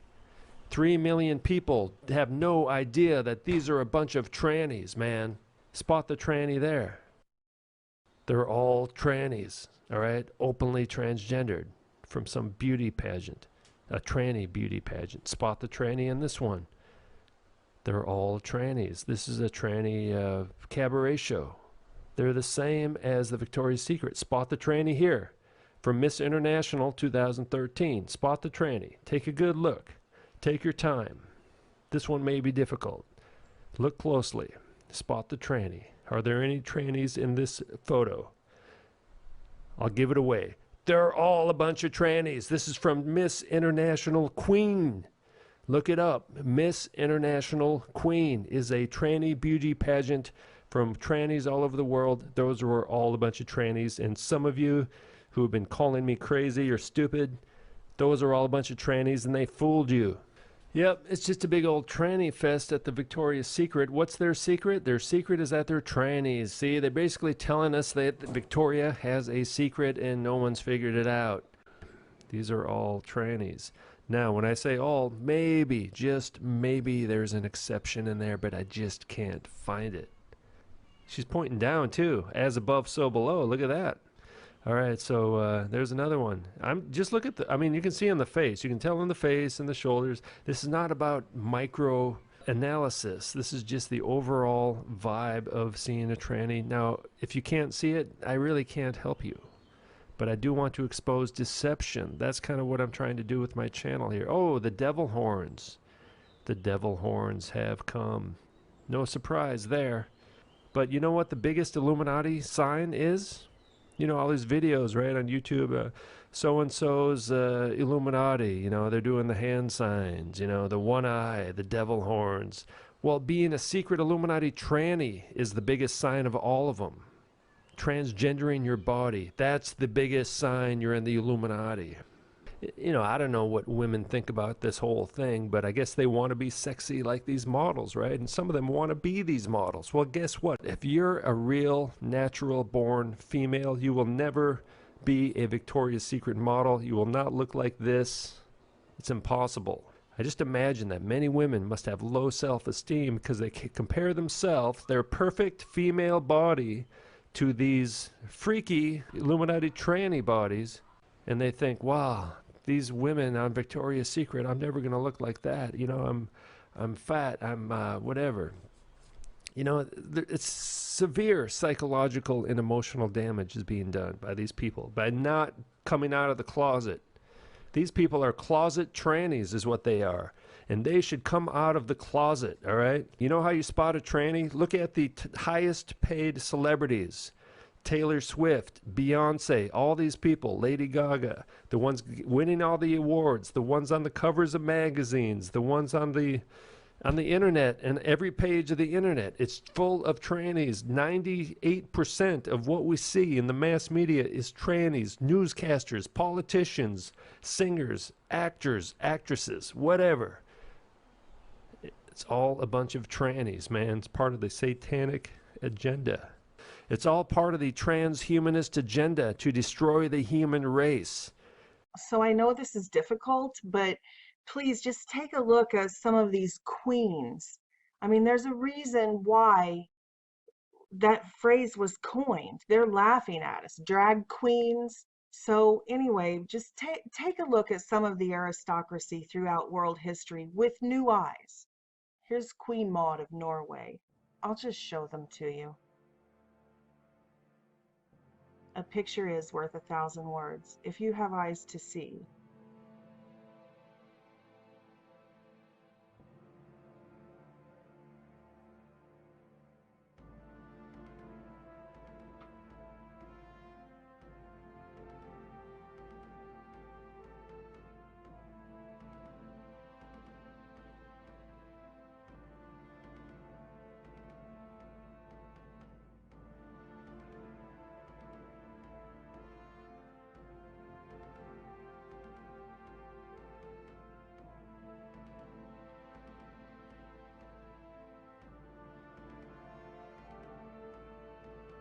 And this is Princess Stephanie of Monaco. But let's take a look at a few other pictures of Princess Stephanie.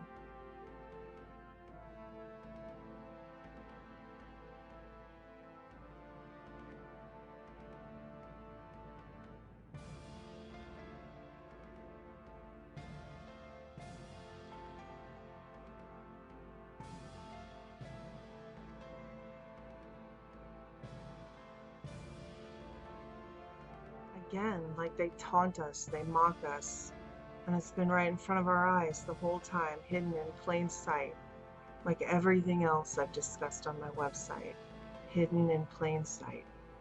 And you can follow it down the lines throughout all of history. So then you go into the Roman Empire, and they were very much into all sorts of sexual perversion. That lots of them were into pedophilia and pederasty, as well as homosexuality. Most of the emperors had young boys, you know what I'm saying, in their courts. And we see that follow down the Roman lines as well into the Roman Catholic Church. I mean, this is an article from last summer. This just happened last summer, where the police neighbors complained about this apartment and the police raided it, and there was a giant drug-fueled homosexual orgy in there amongst the Catholic hierarchy. This is real. Knowledge of the history of the elite gender inversion is necessary to understand how much is actually understood about this process of prepubescent transgendering by the elite themselves. The earliest form of gender inversion was in the form of eunuchs, and then later the famed castrati, whom were castrated and prepubescent to maintain the flexibility, range, and timbre of their voices. It is documented that the castration had several anomalous effects on the body, such as the bone joints not hardening, causing the limbs of the castrati to grow unusually long, and allowed the ribs to grow out larger than a normal singer's. The true nature of this type of castration is not known because, as demonstrated by the quote on the screen, the elite have kept secrets from us for far longer than we could ever know. In their time, these were the elite. These were the celebrities.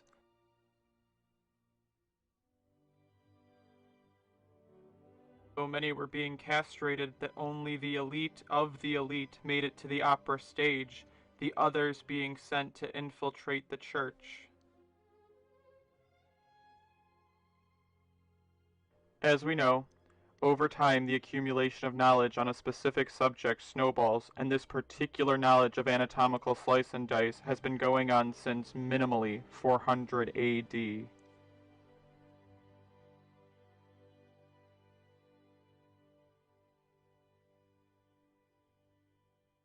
Alessandro Moreschi was the last surviving, publicly lauded castrato, taking his last breath well into the 20th century. The practice of elite gender inversion, prepubescent transgendering, has always been a secret and has never ceased to exist. Okay, but I want to start by jumping back to Shakespeare. You know, this is the precursor to Hollywood. During the plays of that era, all of the female roles were played by male actors. I always feel silly. I guess men do going, as they say, in drag, but the history of theater shows that years ago in Elizabethan times, I guess, all of the women's roles were played by men. And these males were groomed for this. Now, obviously, these are modern pictures, but I'm going to get to some actual old pictures here pretty soon. But this troupe, or this circle of actors / actresses that traveled around doing these plays, they were trained for this and specialized in this. Their voices were trained, all of it, to pretend to be women. And I know we've all been taught that it was just because of misogyny, right? It's just because everything was patriarchal and all of this type of thing. But that's not the case. It's because this is how that ruling class, the aristocracy, this is how they lived. From ancient times, this is how they lived. It's not a coincidence that all of these celebrities are coming out and coining this phrase, pansexual, like Miley Cyrus. Oh, a new frontier, right? As they're indoctrinating their followers, all going all the way back to Disney, the people that they have gathered to follow them, and then they lead them into the new frontier, pansexual.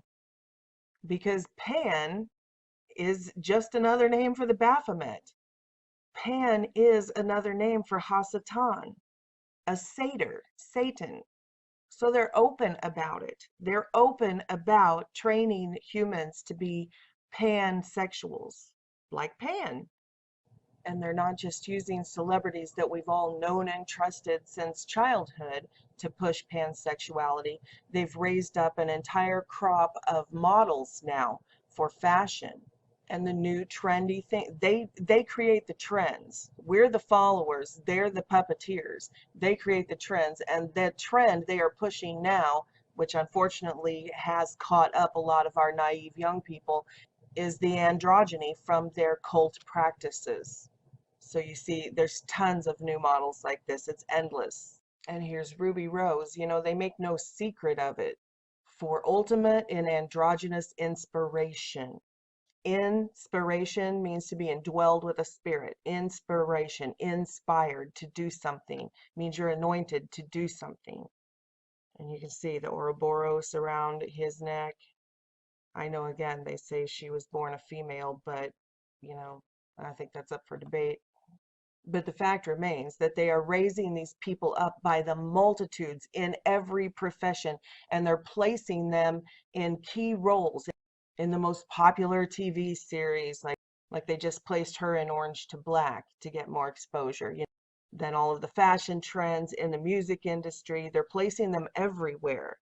This is sex cult propaganda, open sex cult propaganda.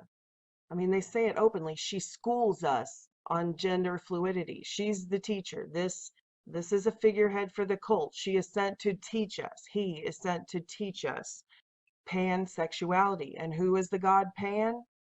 The goat-headed god Pan? It's the Baphomet. Pansexuality.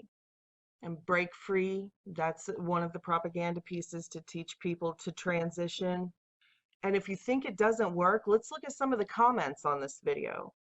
Ruby helped me come out as pansexual and gender fluid. Her positivity is such an amazing vibe that I cherish. And they're all like, same, bisexual, same, samey.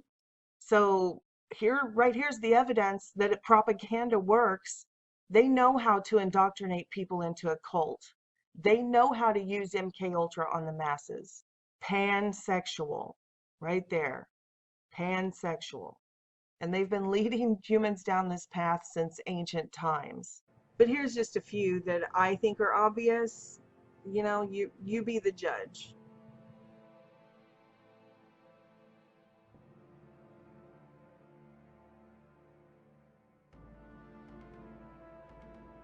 And notice this on the magazine cover, they always do this. Queen, again with the mocking. Queens, again.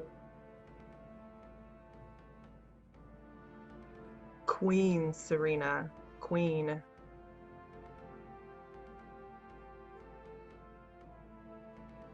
On the cover of GQ, a man's magazine, as Man of the Year,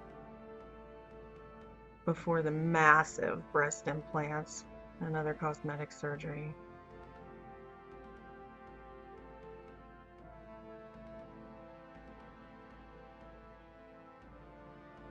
Okay, back to the CEOs.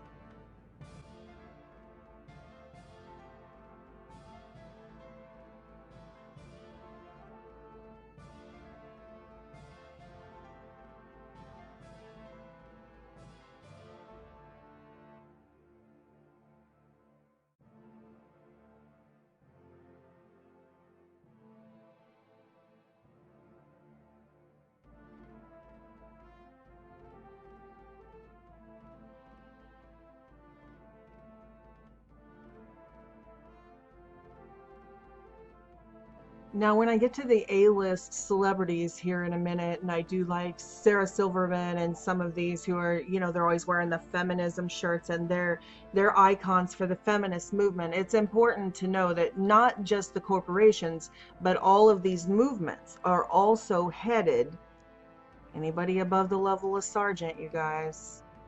When I get into more detailed pictures and anatomy here in a minute, we'll talk about these Adam's apples and stuff. But for now, I just want to run through these and you be the judge.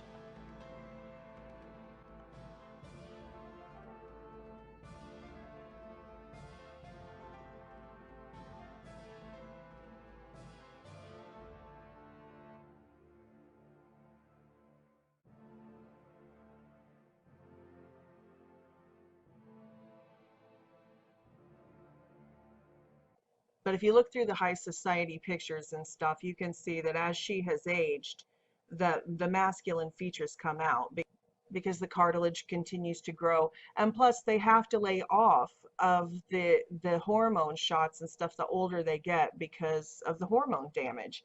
So when they're young and their skin is supple and everything, it's really hard to tell the difference. But if you watch them age, it completely comes out. And that's why we see all these atrocities of plastic surgery disasters amongst the elite, and especially the Hollywood actresses as they grow old, because they have to, once they can't take those hormone shots without it killing their organs, then they have to do all of these surgeries to compensate, and it's just a disaster. And they still end up where they can't hide it. The Princess of Sweden is a perfect example of that, because when she was a young man, you know, she could pull it off, sort of. But as she aged, I mean, look at this. Come on, you guys. And until everything started coming to light, we just couldn't make sense of it. We're just like, whoa, they didn't age well. But this is why. Michelle Obama is, in fact, a man who prefers to present himself and who prefers to dress up as a woman. This video will prove that the person commonly referred to as the First Lady of the United States may be the first queen at best, but he most certainly is not a lady. Let's find out why. This video will examine the following. It will examine Michelle's male hands, male shoulders, male torso, male genitalia, and overall male proportions. It will also look at how a carefully designed wardrobe, a wide hairdo, a persistent facially distorting smile, and carefully selected press photos have all succeeded in suppressing the revelation of Michelle's undeniable male physical form. While this information is controversial and shocking to say the least, it is being shared because it is the truth. It is being presented so that people can stop living the lie that is being dished out by the U.S. government and the mainstream media. Many people are unfamiliar with the more subtle physical differences that can be found between men and women. While Michelle Obama works very hard to distort the more obvious differences, he fails miserably at hiding them all. Let's take a close look at some of the male traits that he has failed to conceal. The shoulders are surrounded by bulging muscles that appear to be very masculine. Notice how the carefully tailored clothing hides the neck muscles. Let's find out why. Both the neck muscles and the bulging shoulders look like they belong on a man. In this photo, the hair and the clothing both serve to camouflage the neck muscles. Michelle's face may appear quite feminine to the undiscerning eye, but after taking a closer look, isn't it amazing what the very best makeup artists and hairstylists can do to any person who has enough money? And to help add to the illusion, Michelle often slouches forward. This is done to make the shoulders appear smaller, but the masculine shoulders remain.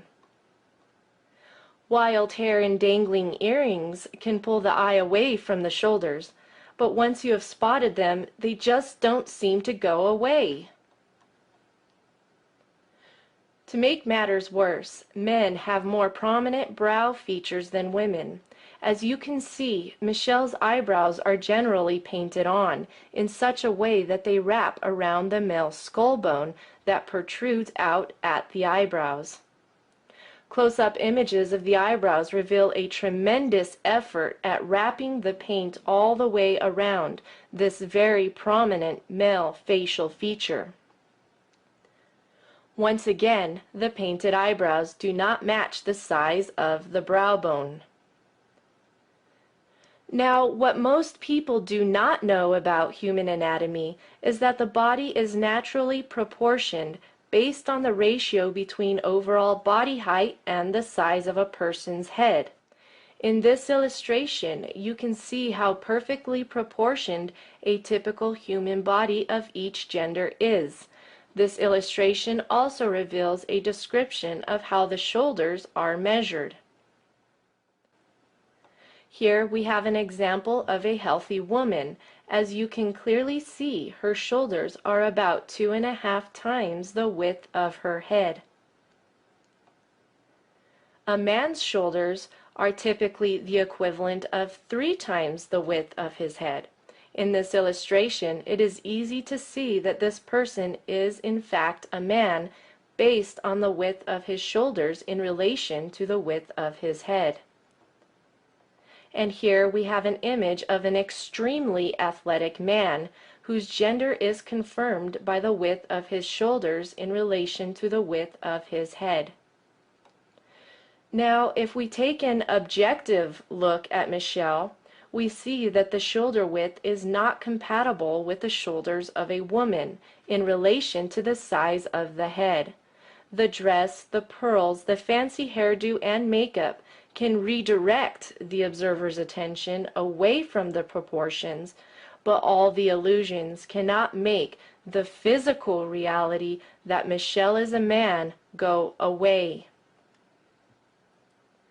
Now let's take a closer look at Michelle's body proportions.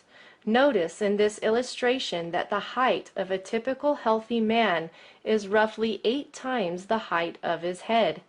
The height of a typical healthy woman is roughly 7 times the height of her head. This illustration reveals that Michelle stands at 8 heads tall. At this point in human history, there is no amount of surgery that can change his body proportions. His overall height is exactly 8 times the height of his head, proving that Michelle cannot possibly be a woman. The jacket was carefully chosen to diminish the manly appearance of the shoulders. Notice how there is a wide gap at the waist to create an optical illusion that the hips are wider than the shoulders. Michelle is also wearing flat shoes. He does not tend to wear high heels because if he did, while standing at 5 feet 11 inches tall, he would tower over almost all of the women as well as most of the men who are standing nearby. This illustration reveals how the hip and shoulder proportions are naturally different between men and women. While men's hips are smaller than their shoulders, a woman's proportions tend to be the opposite. I am not able to show you an image of Michelle at the beach. However, when Serena Williams appears on a beach walking next to an actual woman, it is quite easy to see the physical differences between the body structure of a man and a woman.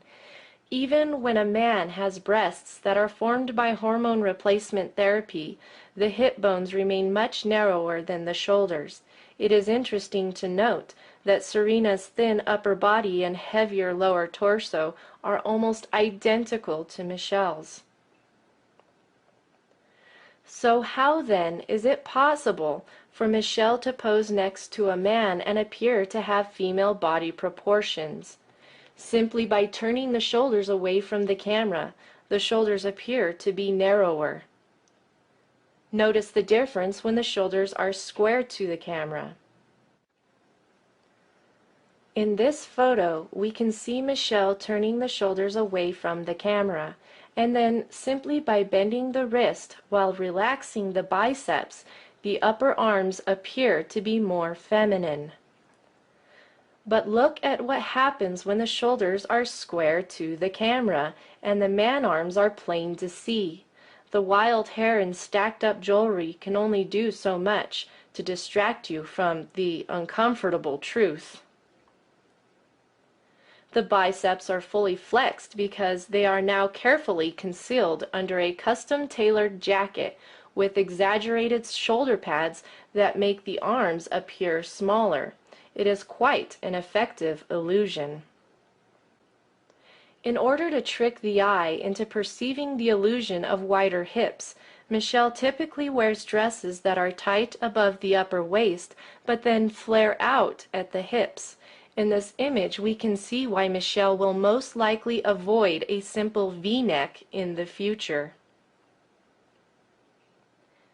A square front view reveals the broad shoulders and the neck muscles, but the super wide hairstyle creates the illusion of smaller shoulders, and the stacked up jewelry steers the eye away from those massive neck muscles. But in this image, there is a convincing first impression that these two people are both women. And so how do they present the illusion that they are both female? It is really quite simple. The woman wears a loose shirt and tight pants, while Michelle wears a tight shirt and loose pants. Add a few feminine externals, and there you have your illusion.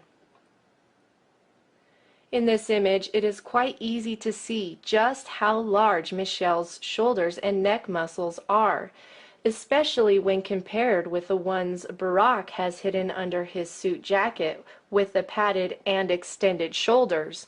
You will not find many pictures like this one because when Michelle frowns, the fact that he is a man frowning becomes very plain to see. And when Michelle drops the charade, the feminine false externals drop like a lead balloon.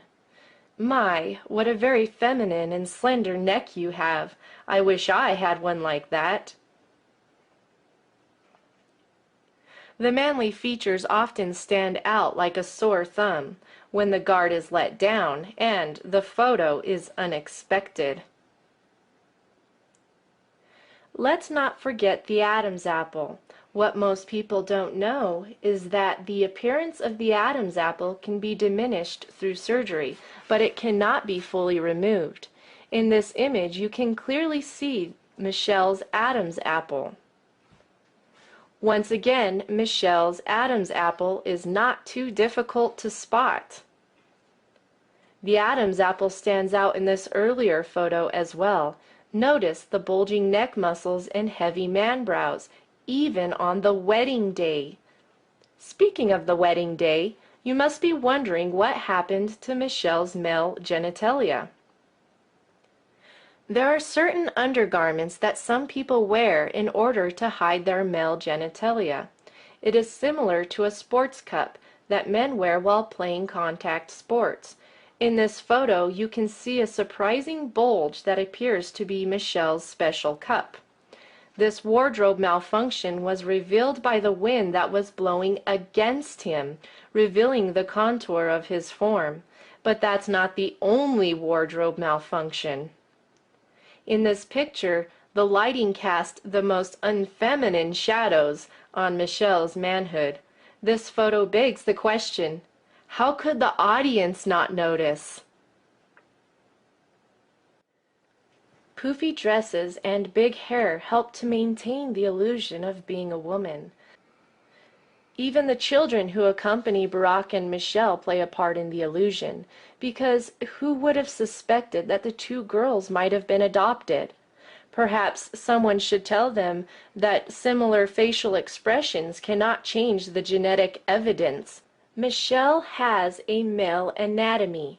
Hormone replacement therapy and surgical treatments cannot change the fact that every cell in Michelle's body is stamped and sealed with male chromosomes.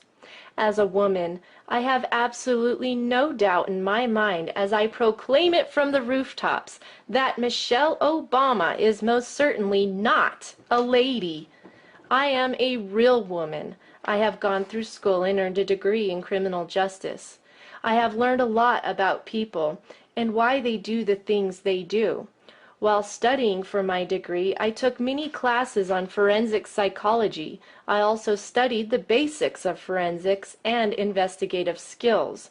Throughout my travels, I have had many encounters with transgenders and transsexuals, and so with all this background knowledge and experience, it is with great confidence that I now proclaim Michelle Obama has deceived the nations. I have absolutely no doubt that Michelle Obama is in fact a man. The leaders of this world and their families, they're androgynes, okay? Essentially, as close as they can get. They're trannies, all right? They're transhumanist trannies, transgendered, transsexual, transvestite, whatever word you want to use, man. They're all trying to get androgynous. That's their Garden of Eden. That's their goal. That's their kingdom, okay? That's their holy city. Is an androgynous holy city where everybody's a god. All the power centers of society, from education to the business world, to the government, to mass media, they're all run by people who believe this stuff. And they are practicing this. That's why their children are trannies, their wives are trannies. The men, a lot of the men, I don't know if all of them are or not, but I think a lot of them are trannies as well, okay? They're practicing this. This is their religion. This is the most important aspect of their religion, and very few people are talking about it or even aware of this. It's happened right under our noses, man. They're hiding in plain sight. So many people have caught on by now to the fact that Michelle Obama is a secret tranny, a deceptive transgendered entity deceiving us. So I decided to take a look back at the previous first ladies of the United States to see if we can find a pattern, and I believe we can, okay? And this one's pretty shocking. I don't know if anyone's done this before. We're going to start with the first lady now. We're going to go back, reverse chronological order. Okay, let's take a look at Laura Bush, all right? Laura Bush, look at this person, man. That's a tranny if I've ever seen one. Take a look at the eyes. She's either a serial killer, the most insane person in the world, or she's demonically possessed transgendered entity. Look at this. It's a tranny, man. There's something off with her face. Look at her eyes, all right? Pause the video. Stare at it. Pray first so you don't get possessed. But this is a man. And look at the hands, look at the face, look at the body. Just look at all the little things, but look at the energy coming out of that. Who's the man? Who's the woman? Who's got masculine, aggressive energy? Who's got feminine energy? And it's not what it appears. Look at the couple of trannies right there. All right? Even the daughters, if you look at the children, those are two trannies right there, man. They got the big face. And look at even both those daughters.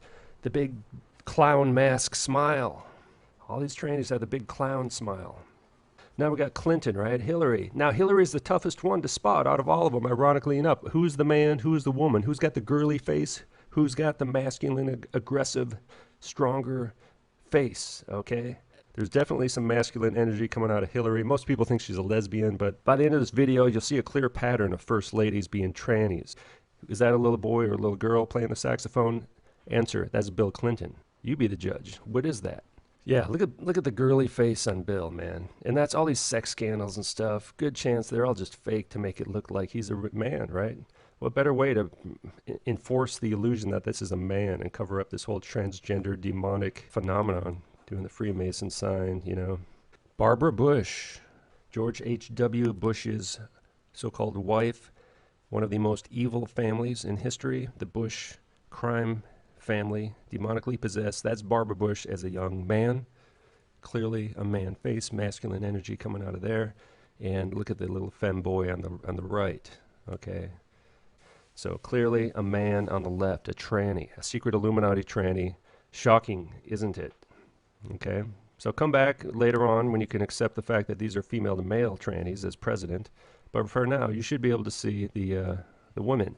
Nancy Reagan, yes, shocking. So these deceptive entities, not like the celebrities who are going around half naked, they're a different type, right? They have a different purpose. These demonic entities here inhabiting the unclean bodies of these deceptive transgendered entities They pretend to be these wholesome kind of people, right? All American, perfect wife, perfect family, Christian. You know, they're all lying.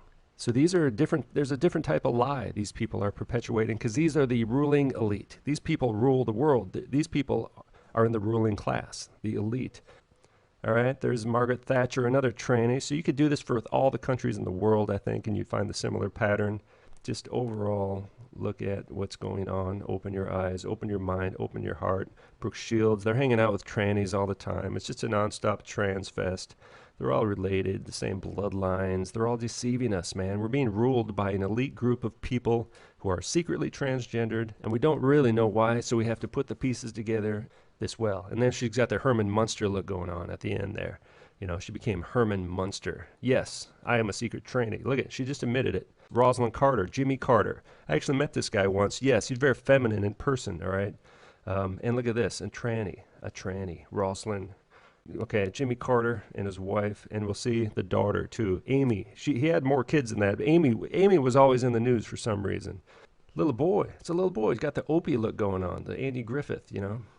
But who's more masculine, who's feminine? And look at that. What happened to their faces as they got older? They got to do the plastic surgery. We've seen that phenomenon before, haven't we? The female has to, the female-looking tranny has to keep going. Now they're hanging out with the Pope, you know. Come on. Look at that. They just have to mutilate the face so that you can't even tell what's going on anymore, right? Gerald Ford, Betty Ford, the Betty Ford Clinic. Well, it was probably a gender-bending clinic, because that's probably what it was, all right? Betty Ford, look at that tranny, man. Look at that masculine square face. It's got the square face tranny. It's not really a horse face, is it? It's a square face tranny. The big hair, just a tranny. And this, you got the soft, gentle. And he's tall, sure, yeah, he is taller. But you got the kind of the soft, gentle Gerald Ford kind of guy. It's funny, you know, you don't really, back before the internet, you didn't really see the first ladies on TV that much, right? You didn't really see them. They didn't make many appearances, so we didn't really get a good look at them. President was on TV a lot, and there's, you know, playing hockey. Come on, give me a break. I wouldn't want to get checked by her. All right, Betty Ford, young, you know, again, who's got the masculine energy? Who's got the feminine energy? Look at this little pretty boy when he's young and older, kind of mutilated her face to pretend she's a woman, you know. You know, the big face, again, the square-faced tranny, just a complete hoax.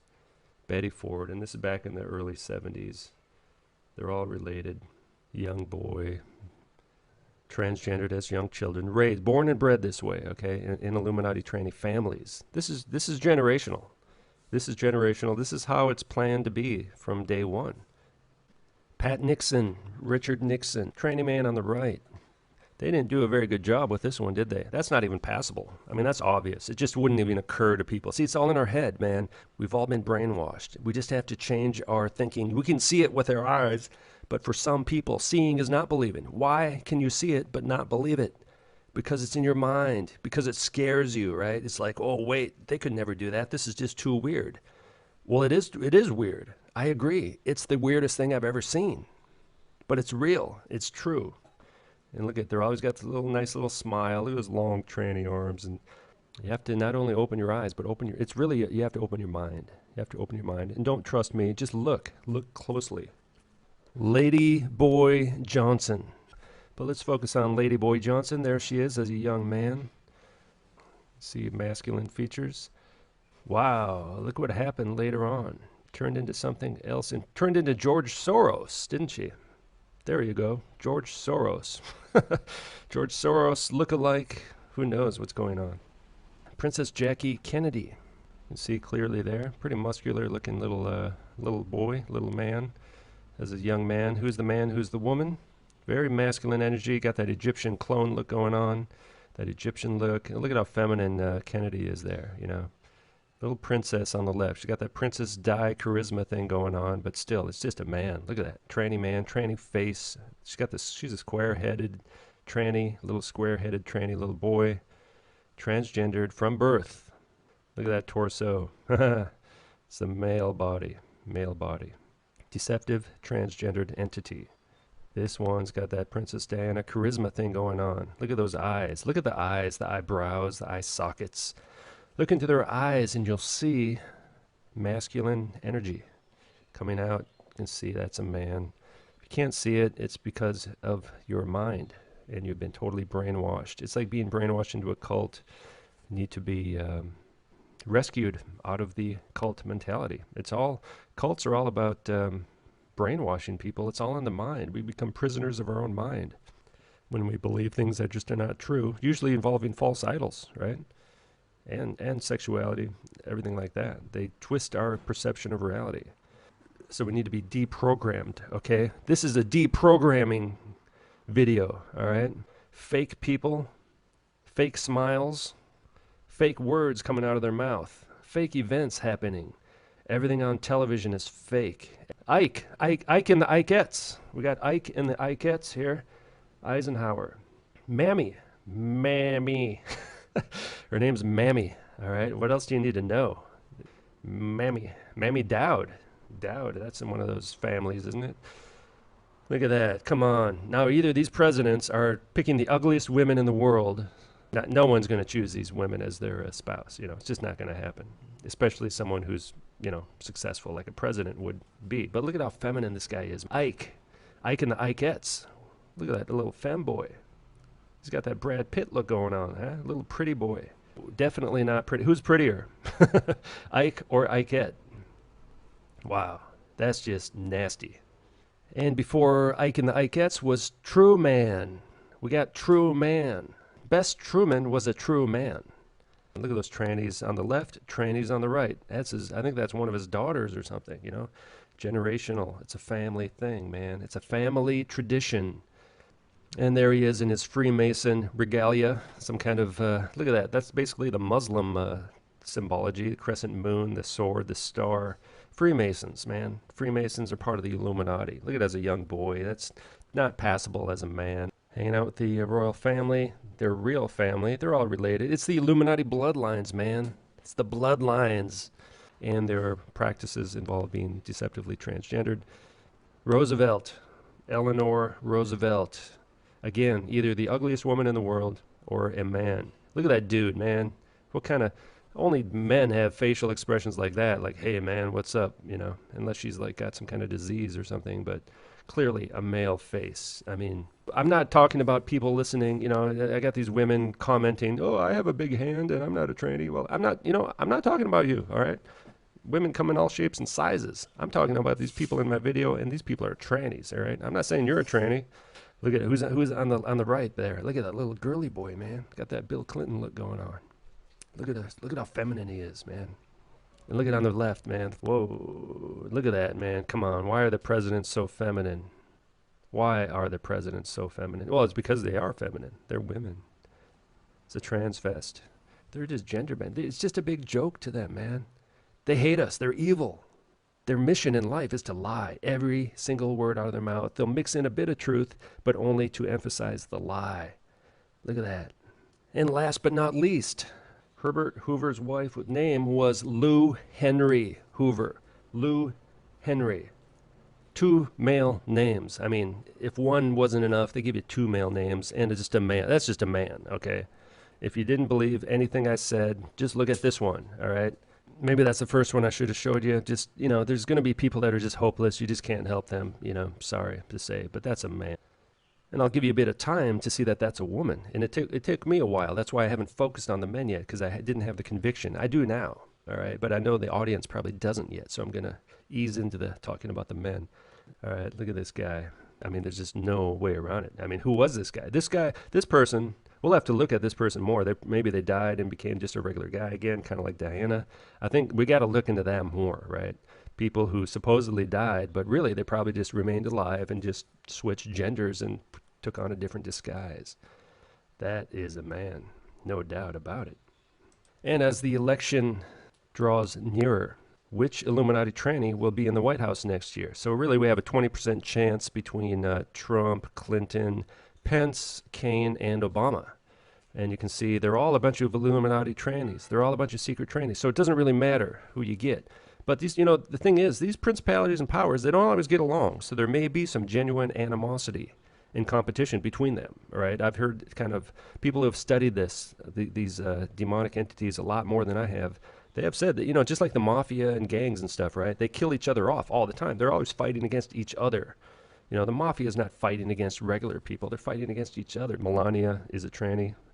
No woman looks like, look at it. I mean, come on, give me a break. Demonically possessed transgendered entity. She's got that alien look going on, right? And few people, no one's really talking about the fact that Malaya Obama is a tranny. Look at, that's a young teenage boy. All right, look at the face. It's all in the face. They got that. She's already a horse-faced tranny, okay? And I'm not trying to be rude, but you cannot hurt these people's feelings. They're not human. Look at that boy. No makeup, just getting off a plane. Americans pay top dollar for Michelle's wardrobe, travel expenses, security detail, and every imaginable perk as Americans finance Michelle's, Michael and I also want to... that is, Michael's ongoing deception along with his partner, Barack, and their adopted children. My, what big biceps Conan has. Oh no, that's not Conan, that's Serena Williams. What is a tennis player who is supposed to be a woman doing with biceps like those? Oh, he is smashing one of the strongest and most expensive tennis rackets on the planet into pieces, as though it was just a little stick. Not only does Serena have the strength of a man, but he also has some very serious anger issues as well.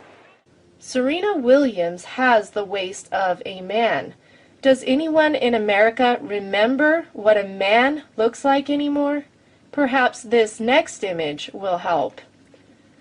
This is Serena Williams without the facially distorting smile, and he most certainly has the face of a man.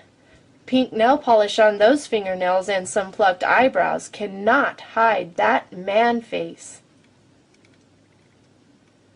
Serena Williams has the neck of a man.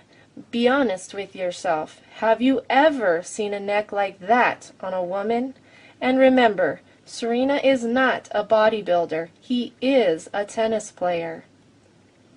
Serena Williams has the shoulders of a man.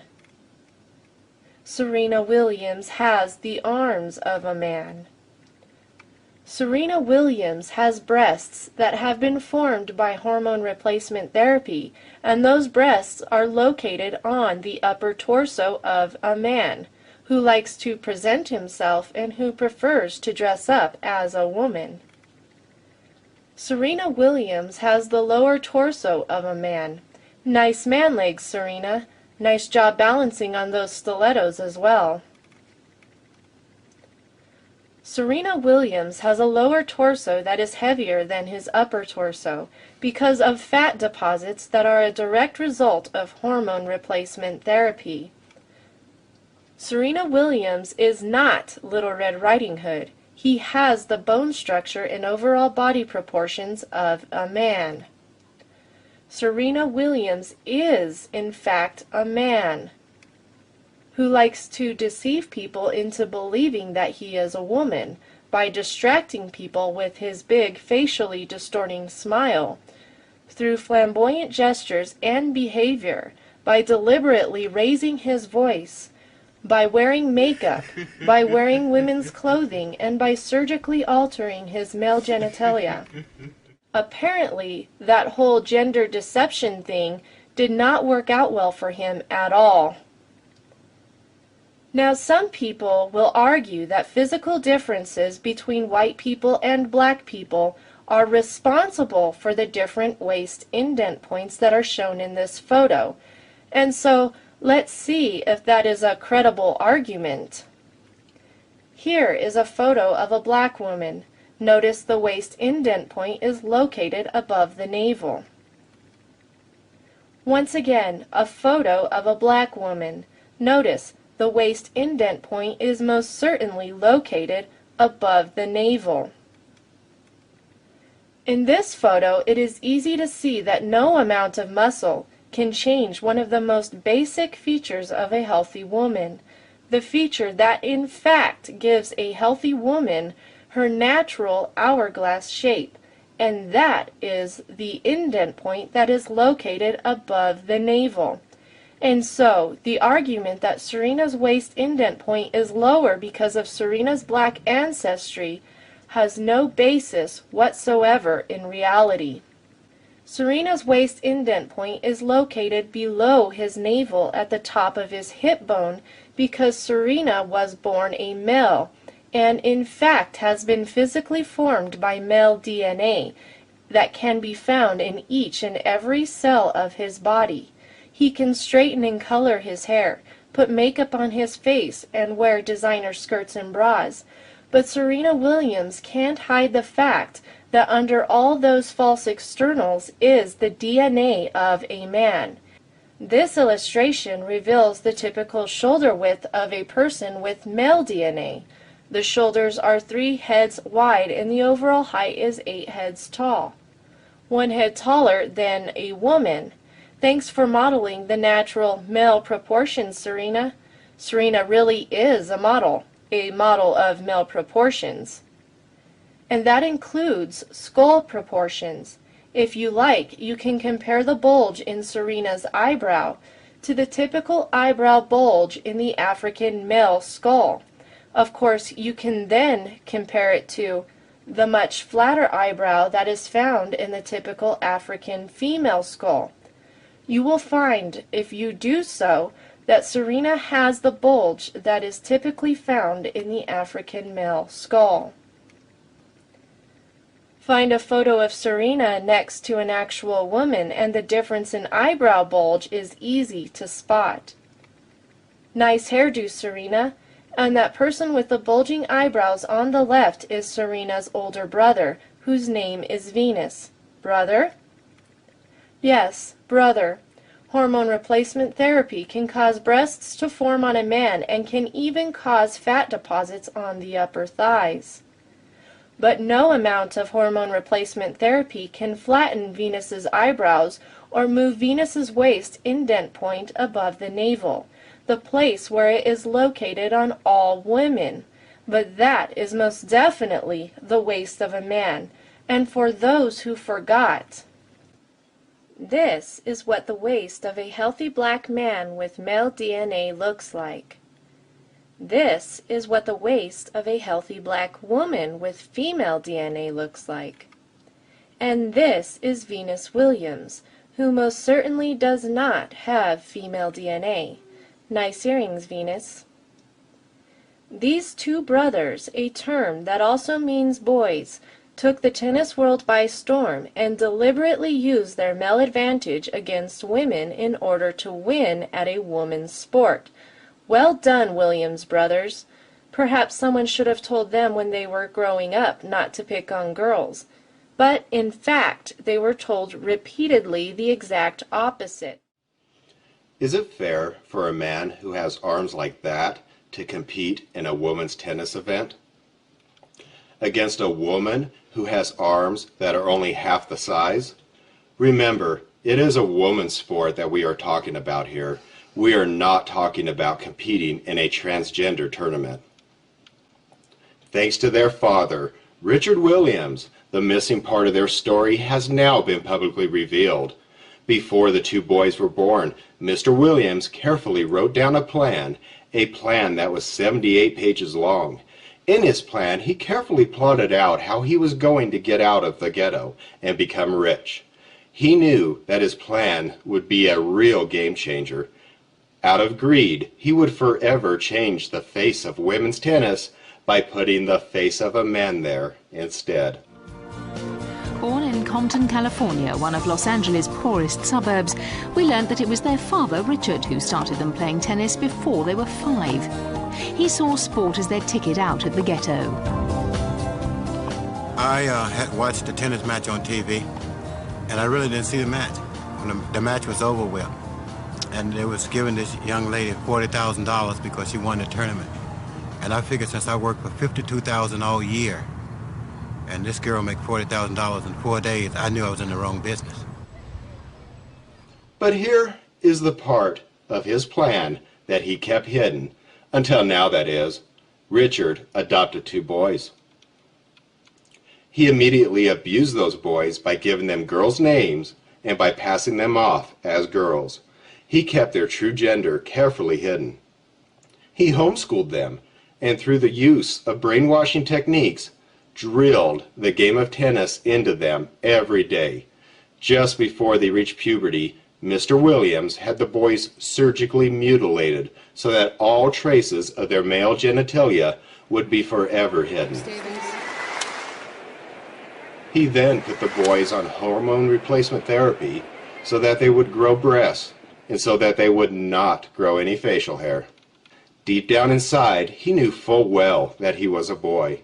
And so, in choosing to go along with his father's plan, Serena chose to be a deceiver. In fact, Serena consciously chose to deceive the black community and the entire world in exchange for money. Serena has now won more than $50 million in prize money and is the only tennis player playing against women in women's tennis ever to do so. And so now Serena has received his reward by giving a man an unfair advantage over all the female athletes who had trained all their lives to participate in a fair competition. And the competitors with female DNA were no match for Venus either. Venus and Serena stole the gold medal in doubles at 3 separate Olympics. Serena stole gold in the singles competition in 2012. And so, why is it important that why is it so important that Michael Obama be included in this video? Birds of a feather flock together. Serena, Venus, and Michael are all very much aware of the transformations they have each undergone. And together, they are knowingly presenting the black community with two very powerful role models, one in politics and one in sports. Michelle Obama and Serena Williams have been presented to the black community as role models of very powerful black women.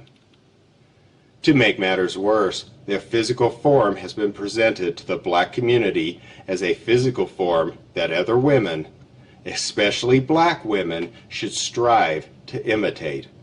While Michael has presented himself as a model of social status and power for black women, Serena has presented himself as a powerful and successful role model for black women. Because Michelle and Serena are both men, they cannot possibly be role models for women. It is one thing for them to embrace the transsexual lifestyle, but it is quite another for them to be presenting themselves as women while knowing full well that they are intentionally deceiving others in doing so.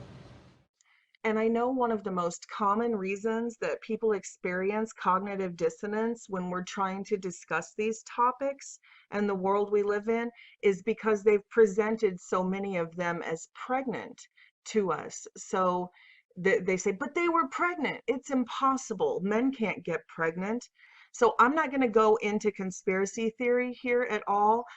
I just want to take a few minutes and show you what the celebrities say in their own words about the inordinate amount of them who are not carrying their own children. They say openly in their articles that, oh, a surrogate carried my baby, or they openly go on the circuit about their in vitro fertilization, admitting that these children were created in a laboratory, not the natural man and woman relations.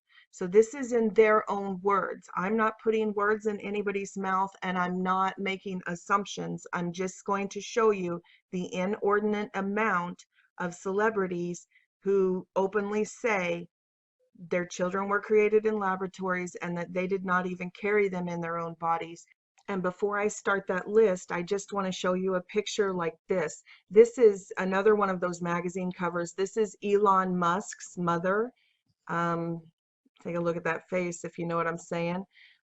And I wanted to go into Elon Musk's family line and who his grandfather was and his lead in the movement of technocracy long before Elon Musk was ever born. His grandparents were part of this, what they believe technocracy, that the world would be ruled by by the leaders in technology. And I wanted to get into all of that, but I'm just not going to have time in this video. That'll be for another day. But suffice it to say that Elon Musk was created for what he's doing. But my point for right here is she's 63 here. This is obviously not her pregnant belly, although this is a very real cover of a magazine they put out. In the article, it goes on to say, Mrs. Musk went on to reveal to Inside Edition, I'm 63. I'm not going to be pregnant. She admitted to posing nude, but said that the final image was altered. They did have a model who was 9 months pregnant and used her belly and put it on me, she added. So she admitted that that was a photoshopped image. And then, of course, the moon bump is old news that everybody knows. It's companies. There are companies. They produce these. The very fact that there's a market for these is, that it would be worth it, just supply and demand economically, to create a company that produces devices that help women fake pregnancy, that there would be such a demand for that they could make money by having a manufacturing plant and a sales department and all. It's just, that should tell you something. They sell them in packs so that you can fake your pregnancy throughout the whole thing. And you've noticed that when a lot of these celebrities get pregnant, they never have any swelling, they never gain any weight. They're just bone thin, except for the baby bump right there. I don't even know how baby could get out of those hips right there, but anyway, if you're a woman and you've been pregnant, when I was pregnant, oh my gosh, everything swelled. My face swelled, my fingers swelled, my hands swelled, my ankles swelled, everything my swelling had swelling, but not celebrities. They're just like bone thin model bodies and just a bump. Not all of them, but that's very common to see that. So there's that. Now let's get on to the list of the stars that I wanted to show you, who openly admit that they didn't carry their own children. They had another human carry their children in their bodies for them, which are called gestational surrogates. And now don't forget, obviously, every single person who used a surrogate is telling you that the children were conceived in a laboratory, because obviously they're not conceiving children naturally in their bodies and then removing them and putting them in another human. It's a given that anybody on this list who used a surrogate is admitting that those children were created in the laboratories. Sarah Jessica Parker says that her twins were carried by a surrogate. She did not carry them. And in Vogue magazine, she talks about meeting them for the first time in the hospital room. Nicole Kidman says that her second child with Keith Urban was not carried by them. A surrogate carried that for them. And she also had multiple adoptions. And I will talk about these multiple adoptions, and I will talk about the twinning, like with Sarah Jessica Parker, here in just a minute. Obviously, Neil Patrick Harris and David Burtka's children were grown in a surrogate. And likewise, obviously, Elton John and David Furnish's children were also carried in the womb of another human. Elizabeth Banks says that both of her children were grown and gestated in a surrogate who carried them at different times. These were born in 2 different years, so she had 2 different children carried by a gestational surrogate. Juliana and Bill Rancic, their child was carried by another person. Both of Jimmy Fallon's children were not carried by his wife, but were carried by surrogates, again in different years, not at the same time. So 2 children, both carried by surrogates. Jimmy Fallon. Tyra Banks did not carry her son in her body. A surrogate carried her son. Dennis Quaid's twins were carried by a surrogate. Angela Bassett did not carry her twins in her body. They were grown in a surrogate. George Lucas of Star Wars, his daughter was carried by a surrogate. Matt and publicist Simon Halls have 3 sons that were all grown in surrogates. 3 of Robert De Niro's children were carried by surrogates. And Lucy Liu had another human carry her child as well. She says, it just seemed like the right option for me because I was working and didn't know when I was going to be able to stop. And this is the lead singer for the Red Hot Chili Peppers. So This is supermodel Heather Christie supposedly carrying his child. Let's just take a look at some more pictures of them. There she is, and again with a little less makeup, and again, that is Heather Christie. Just saying. And there again after she had the baby. But it must be true, right? Because all of the magazine photographers made a point to get pictures of her and broadcast them to us throughout her pregnancy. Probably also just a coincidence that we see this whole doppelganger thing. It's the big running joke, right? How the drummer for the Red Hot Chili Peppers is like the twin of Will Ferrell, Chad Smith and Will Ferrell. Just one of those doppelganger phenomenons, another big coincidence. And here's just a few of the elitists who say they did carry their babies, but those embryos were created in the lab. Chrissy Teigen, Courtney Cox, Brooke Shields, Celine Dion, which you know has recently become infamous for her androgynous, what does she call it, gender neutral clothing line for babies that says New World Order, or New World and all that all over the clothing, and has skulls and death cult stuff all over the baby's clothing. I'm not going to grab a clip of that. Most of you have seen it, but if not, here's a zillion videos on it. You can see it says New Order right on the clothing. It has the skulls and everything. The kids in the commercial have the Illuminati eye on their hand. It's really disturbing. The commercial's very disturbing. It's not a children's happy, fun Toys R Us commercial. It's dark. And here's a perfect example of how they're really rubbing our nose in it. They're yucking it up over us. This is a men's fashion show in London. And yeah, they made all the men wear these pregnant bellies. Beyonce's glorious baby bump. A middle finger to conspiracy theorists and political rallying cry. Well, there's a lot going on there in that little headline, isn't there? First of all, a middle finger to conspiracy theorists. I was offended by that. She hurt my feelings, and I feel like I need to go to a safe place, a safe zone. I mean, we can just see the chaos brewing and then the order that will come out of that chaos, which will be a one world order, perhaps, with some special help from our fake alien friends. This conspiracy theory, what they're talking about is actually about 6 years ago when she had her first kid, or somebody had the first kid for her. She got busted with a fake pregnant bump. Let's check it out. There it is. Like, see how she bends over like she's tying her shoelaces, right? You don't do that when you're pregnant, man. Keep your back straight. Otherwise, you're going to smash the baby all up. You're going to squish the baby. The baby just got squished. Look at that. She just squished the baby. And you can see the foam starting to pop out of her dress there, you know, starting to pop out. Boom. She just, oh man, totally busted. So freeze it there. You can see the foam is getting all bunched up and sticking out like that. And pregnant women don't bend over like that. And if it was a real belly, it wouldn't get all squished up like that, you know.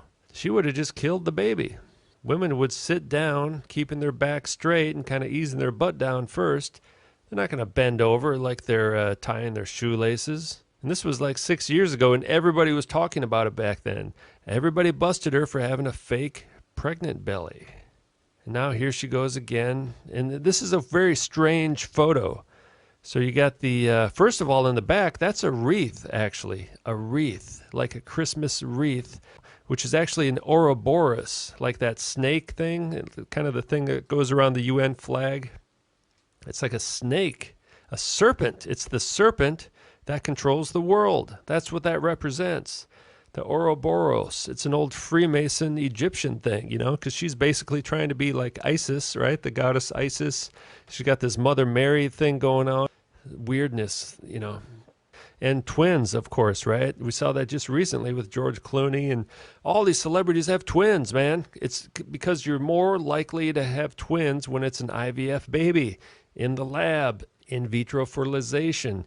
They put a couple of eggs in there because they, just in case one doesn't hatch, and then they both end up hatching. And I think these celebrities, they want twins because then you can do all kinds of gender swapping and genetic experimentation, and it's a breeding program. So people are noticing, here's an article, what's with the twins explosion in Hollywood? Everyone assumes it's due to IVF. So, of course, Beyonce and Jay-Z had twins. Brad Pitt and Angelina Jolie had twins. Celine Dion, George Clooney and that had twins.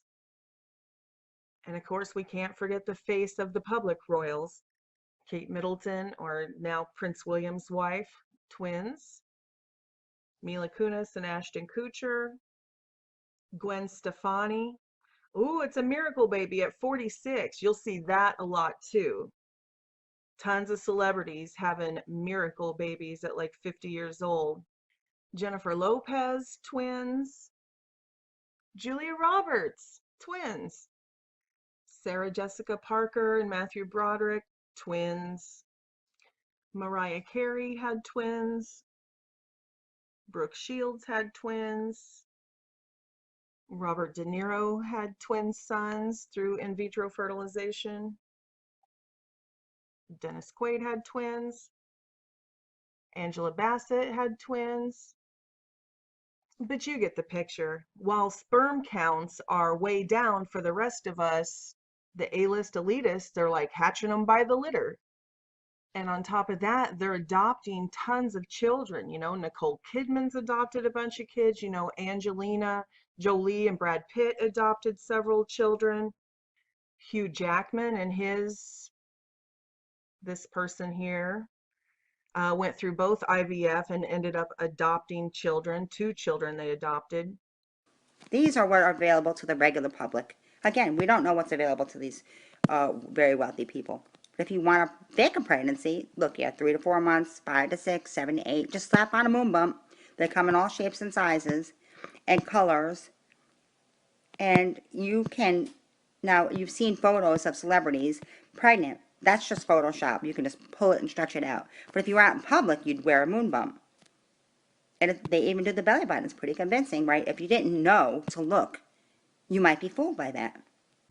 I mean, I was. I'm sure, I was fooled by that. I didn't know about any of this. Now here, this person is a man, and I only go by the size of her skull, because her skull is freaking huge. And she's not pregnant, but then she puts on her moon bump. It's even got that line in it. Could you tell? Could you tell, honestly? If you didn't know about transvestigations, could you tell that was a man wearing a moon bump? I could not. I would have thought it was real. You can't even see the side seam. Now look at this. If you read the caption, 17 best images about moon bumps products on Pinterest. That is not a woman getting a sonogram. They got the fake doctor. They got the fake husband. She's got a moon bump on. So you see the sonogram. It doesn't mean it's hers or his or whomever it is. It doesn't mean anything. It's just a video of someone else's sonogram. So you can't be fooled by these little Hollywood little things they do. You have to look at their bones. Always go by the bones. It's the best way to tell. And once you get a little bit better at spotting them, it's freaking easy to tell. And there it is, the fake pregnancy bump. Fake pregnant bellies, man. That's right from the website of the Moon Bump Company. I'm sure there's other companies all over the world.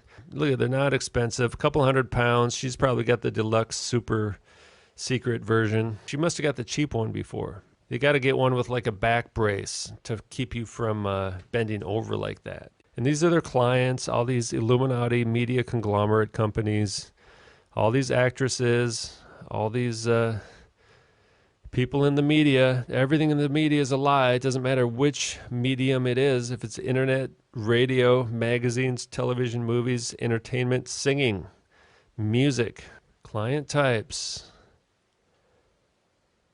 transgendered men, transsexuals. Here's some hip pads. Cross-dressing hip pads. Look at that. They're made of silicone. They fit in your pantyhose. You'll see they wear these shiny, tight pantyhose. That's because they got to hold all these props up. What else might you want to fix? You know, men have those tiny, low-slung butts. You might want to pump it up a little bit, right? Kind of reminds me of that Kardashian chick. Can't remember her name. So I'm not saying she's had that. She may have had a fat transfer or a Brazilian butt lift. I am saying she's not a female. I'll get to her eventually. But you might get a butt pad. It's so ridiculous. Okay. Or you might get a butt and hip underwear. They're built right in. You just slap them right on. Now you got a butt and hips. This is a huge industry because there are a lot of trannies. We just didn't know. Especially in Hollywood. Okay, so here comes, what's next? This is a guy, right? And he just slapped a guy mannequin. You can see he's got that low slung butt. So, here, buy a butt. Put it in your pants. That's all you need. It's really not funny because the deception has been going on for a long time. But it is funny because it makes you feel better to be a real female. I don't have to wear no slap-on butts. Look at that. Get your little hip pads going. Plump up your butt. Ah, jeez. All right, so we got the butts down pat. Now here's a dude, for sure, with butt and hip pads on. Well, that's quite a shocking difference.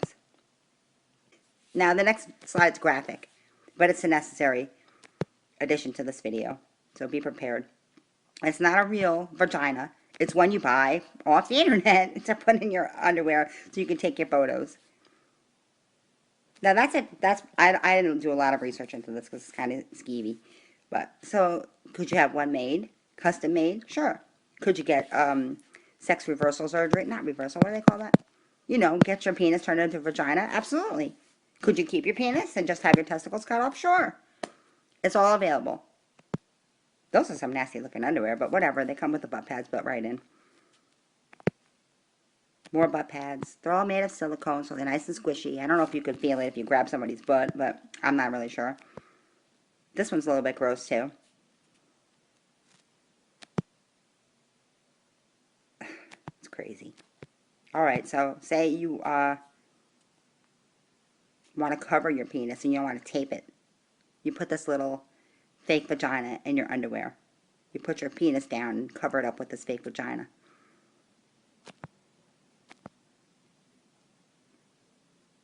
Pretty gross. Alright, I don't want to say gross. Whatever. That's a fake penis you can put in your underwear. So it looks like you have something when you're really a female. Isn't that interesting? Goes both ways. I actually saw a video where the man took out a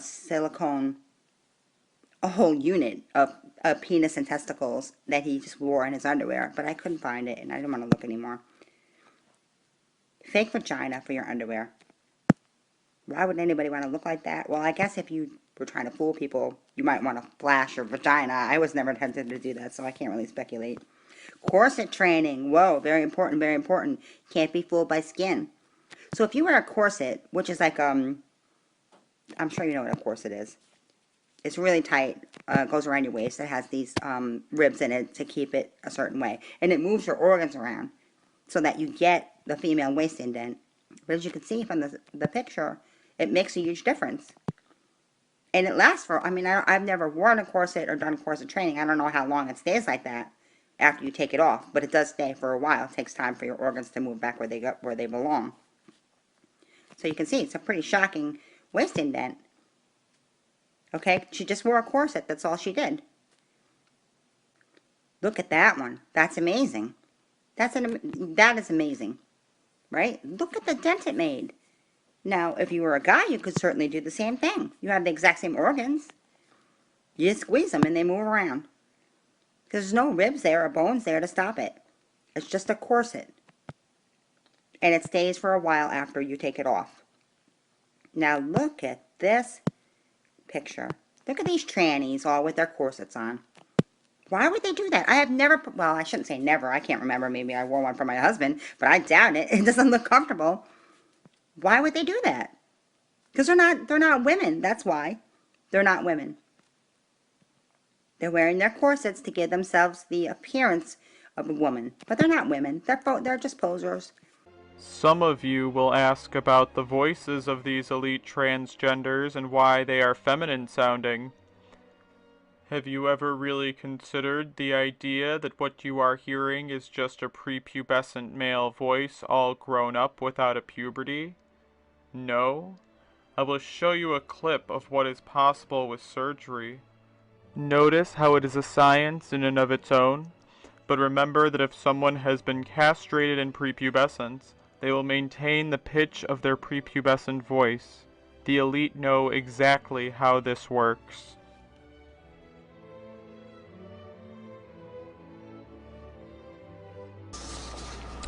Rainbow passage.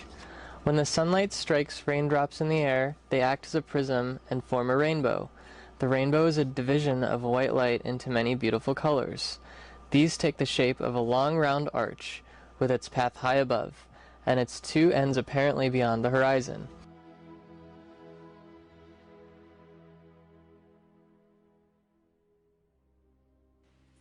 Rainbow passage. When the sunlight strikes raindrops in the air, they act as a prism and form a rainbow. The rainbow is a division of white light into many beautiful colors. These take the shape of a long arch, with its path high above, and its two ends apparently beyond the horizon. There is, according to legend, a boiling pot of gold at one end. People look, but no one ever finds it. When a man looks for something beyond his reach, his friends say he's looking for the pot of gold at the end of the rainbow. Please, please take a second look at these people with new eyes. Old Don here, Donatella Versace, this is your leader? I just can't believe that people can't see when they look at Donatella Versace. Not only can they not see, but they want to emulate this. Ooh, it's Versace.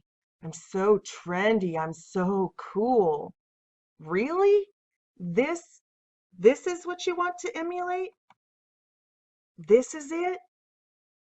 You want to spend thousands and thousands of dollars to dress up in everything she produces? What she creates? We have to realize that these people are creating this stuff and broadcasting it to us so that we are transformed into their image. And the whole time they're convincing these mind-controlled slaves of theirs that they're the edgy, you're trendy. Oh, you are so rebellious because look how you're pushing the boundaries. And it's like they're the most mind-controlled rank and file slaves of the mainstream. The whole time they're like, oh, I'm so rebellious, I'm trans. Honey, you aren't rebellious. You can't even think for yourself. You're a carbon copy of the people who designed you. You're doing exactly what the cabal wants you to do. You're wearing exactly what the cabal wants you to do. And now even self-mutilating and cutting off genitalia and all sorts of stuff just to emulate your creators, your puppet masters, these people, the ruling class. But forget skinny jeans. Fashion designers are now pushing female clothing as the next men's fashion trend. For their recent catwalk show, Undercover had these skeletal soy boys parading around in maxi skirts. This fashion designer is portraying men as pigs and dogs. Not only are we under chemical assault from plastic products and foods that lower testosterone, we're mass unwitting participants in a huge social engineering experiment based around vilifying masculinity and demoralizing men. And it's especially hard to believe that our sex symbols that men have lusted after for generations could be men. I mean, men especially aren't going to want to admit that Katharine Hepburn could be a man, that they might have been tricked into being attracted to a man. Again, with the MK Ultra trauma-based mind control. It's traumatic for a God-fearing heterosexual man to admit that he might have been tricked into lusting after another man. But even if you can't admit that, say, Katharine Hepburn, for example, could have possibly been a cross-dressing male or transvestite or transgender, you have to admit that they did at least use her in transgender films. In the 1935 film Sylvia Scarlett, Katharine Hepburn plays a transvestite man. In the film, she cuts all of her hair off. She decides she's going to be a man, and that It's a transgender movie. Look it up and watch it. I'm not making this up.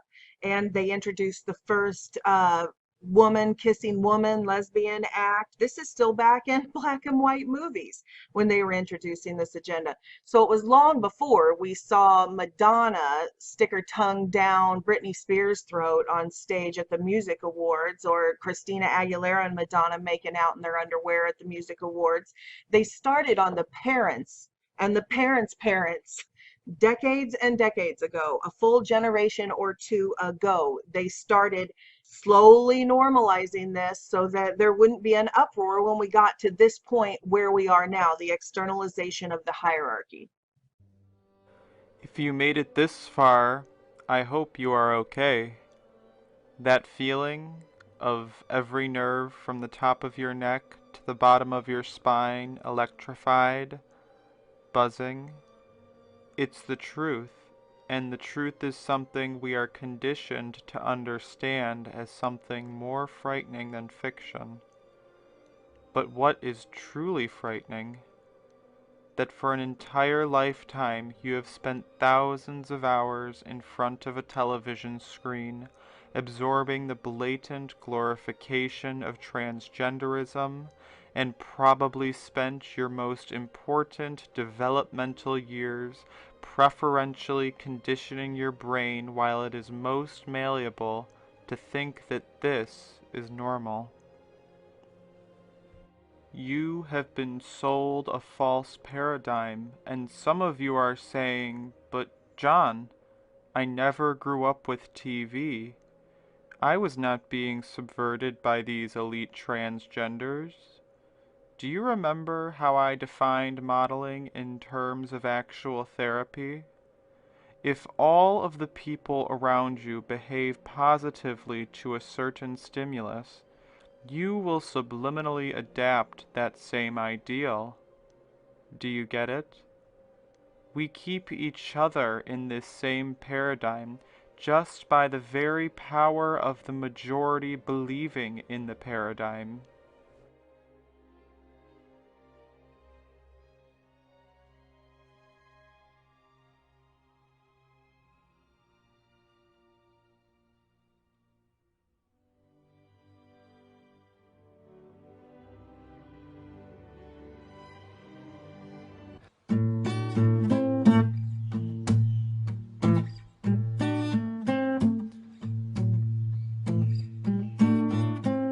He's a man,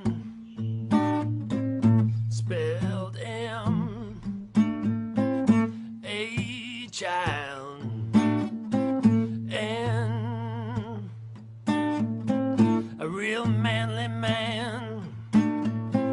He's a man, he's a man.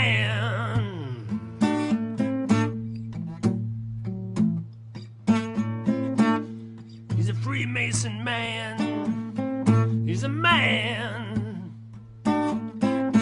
He's a trans man. He's a trans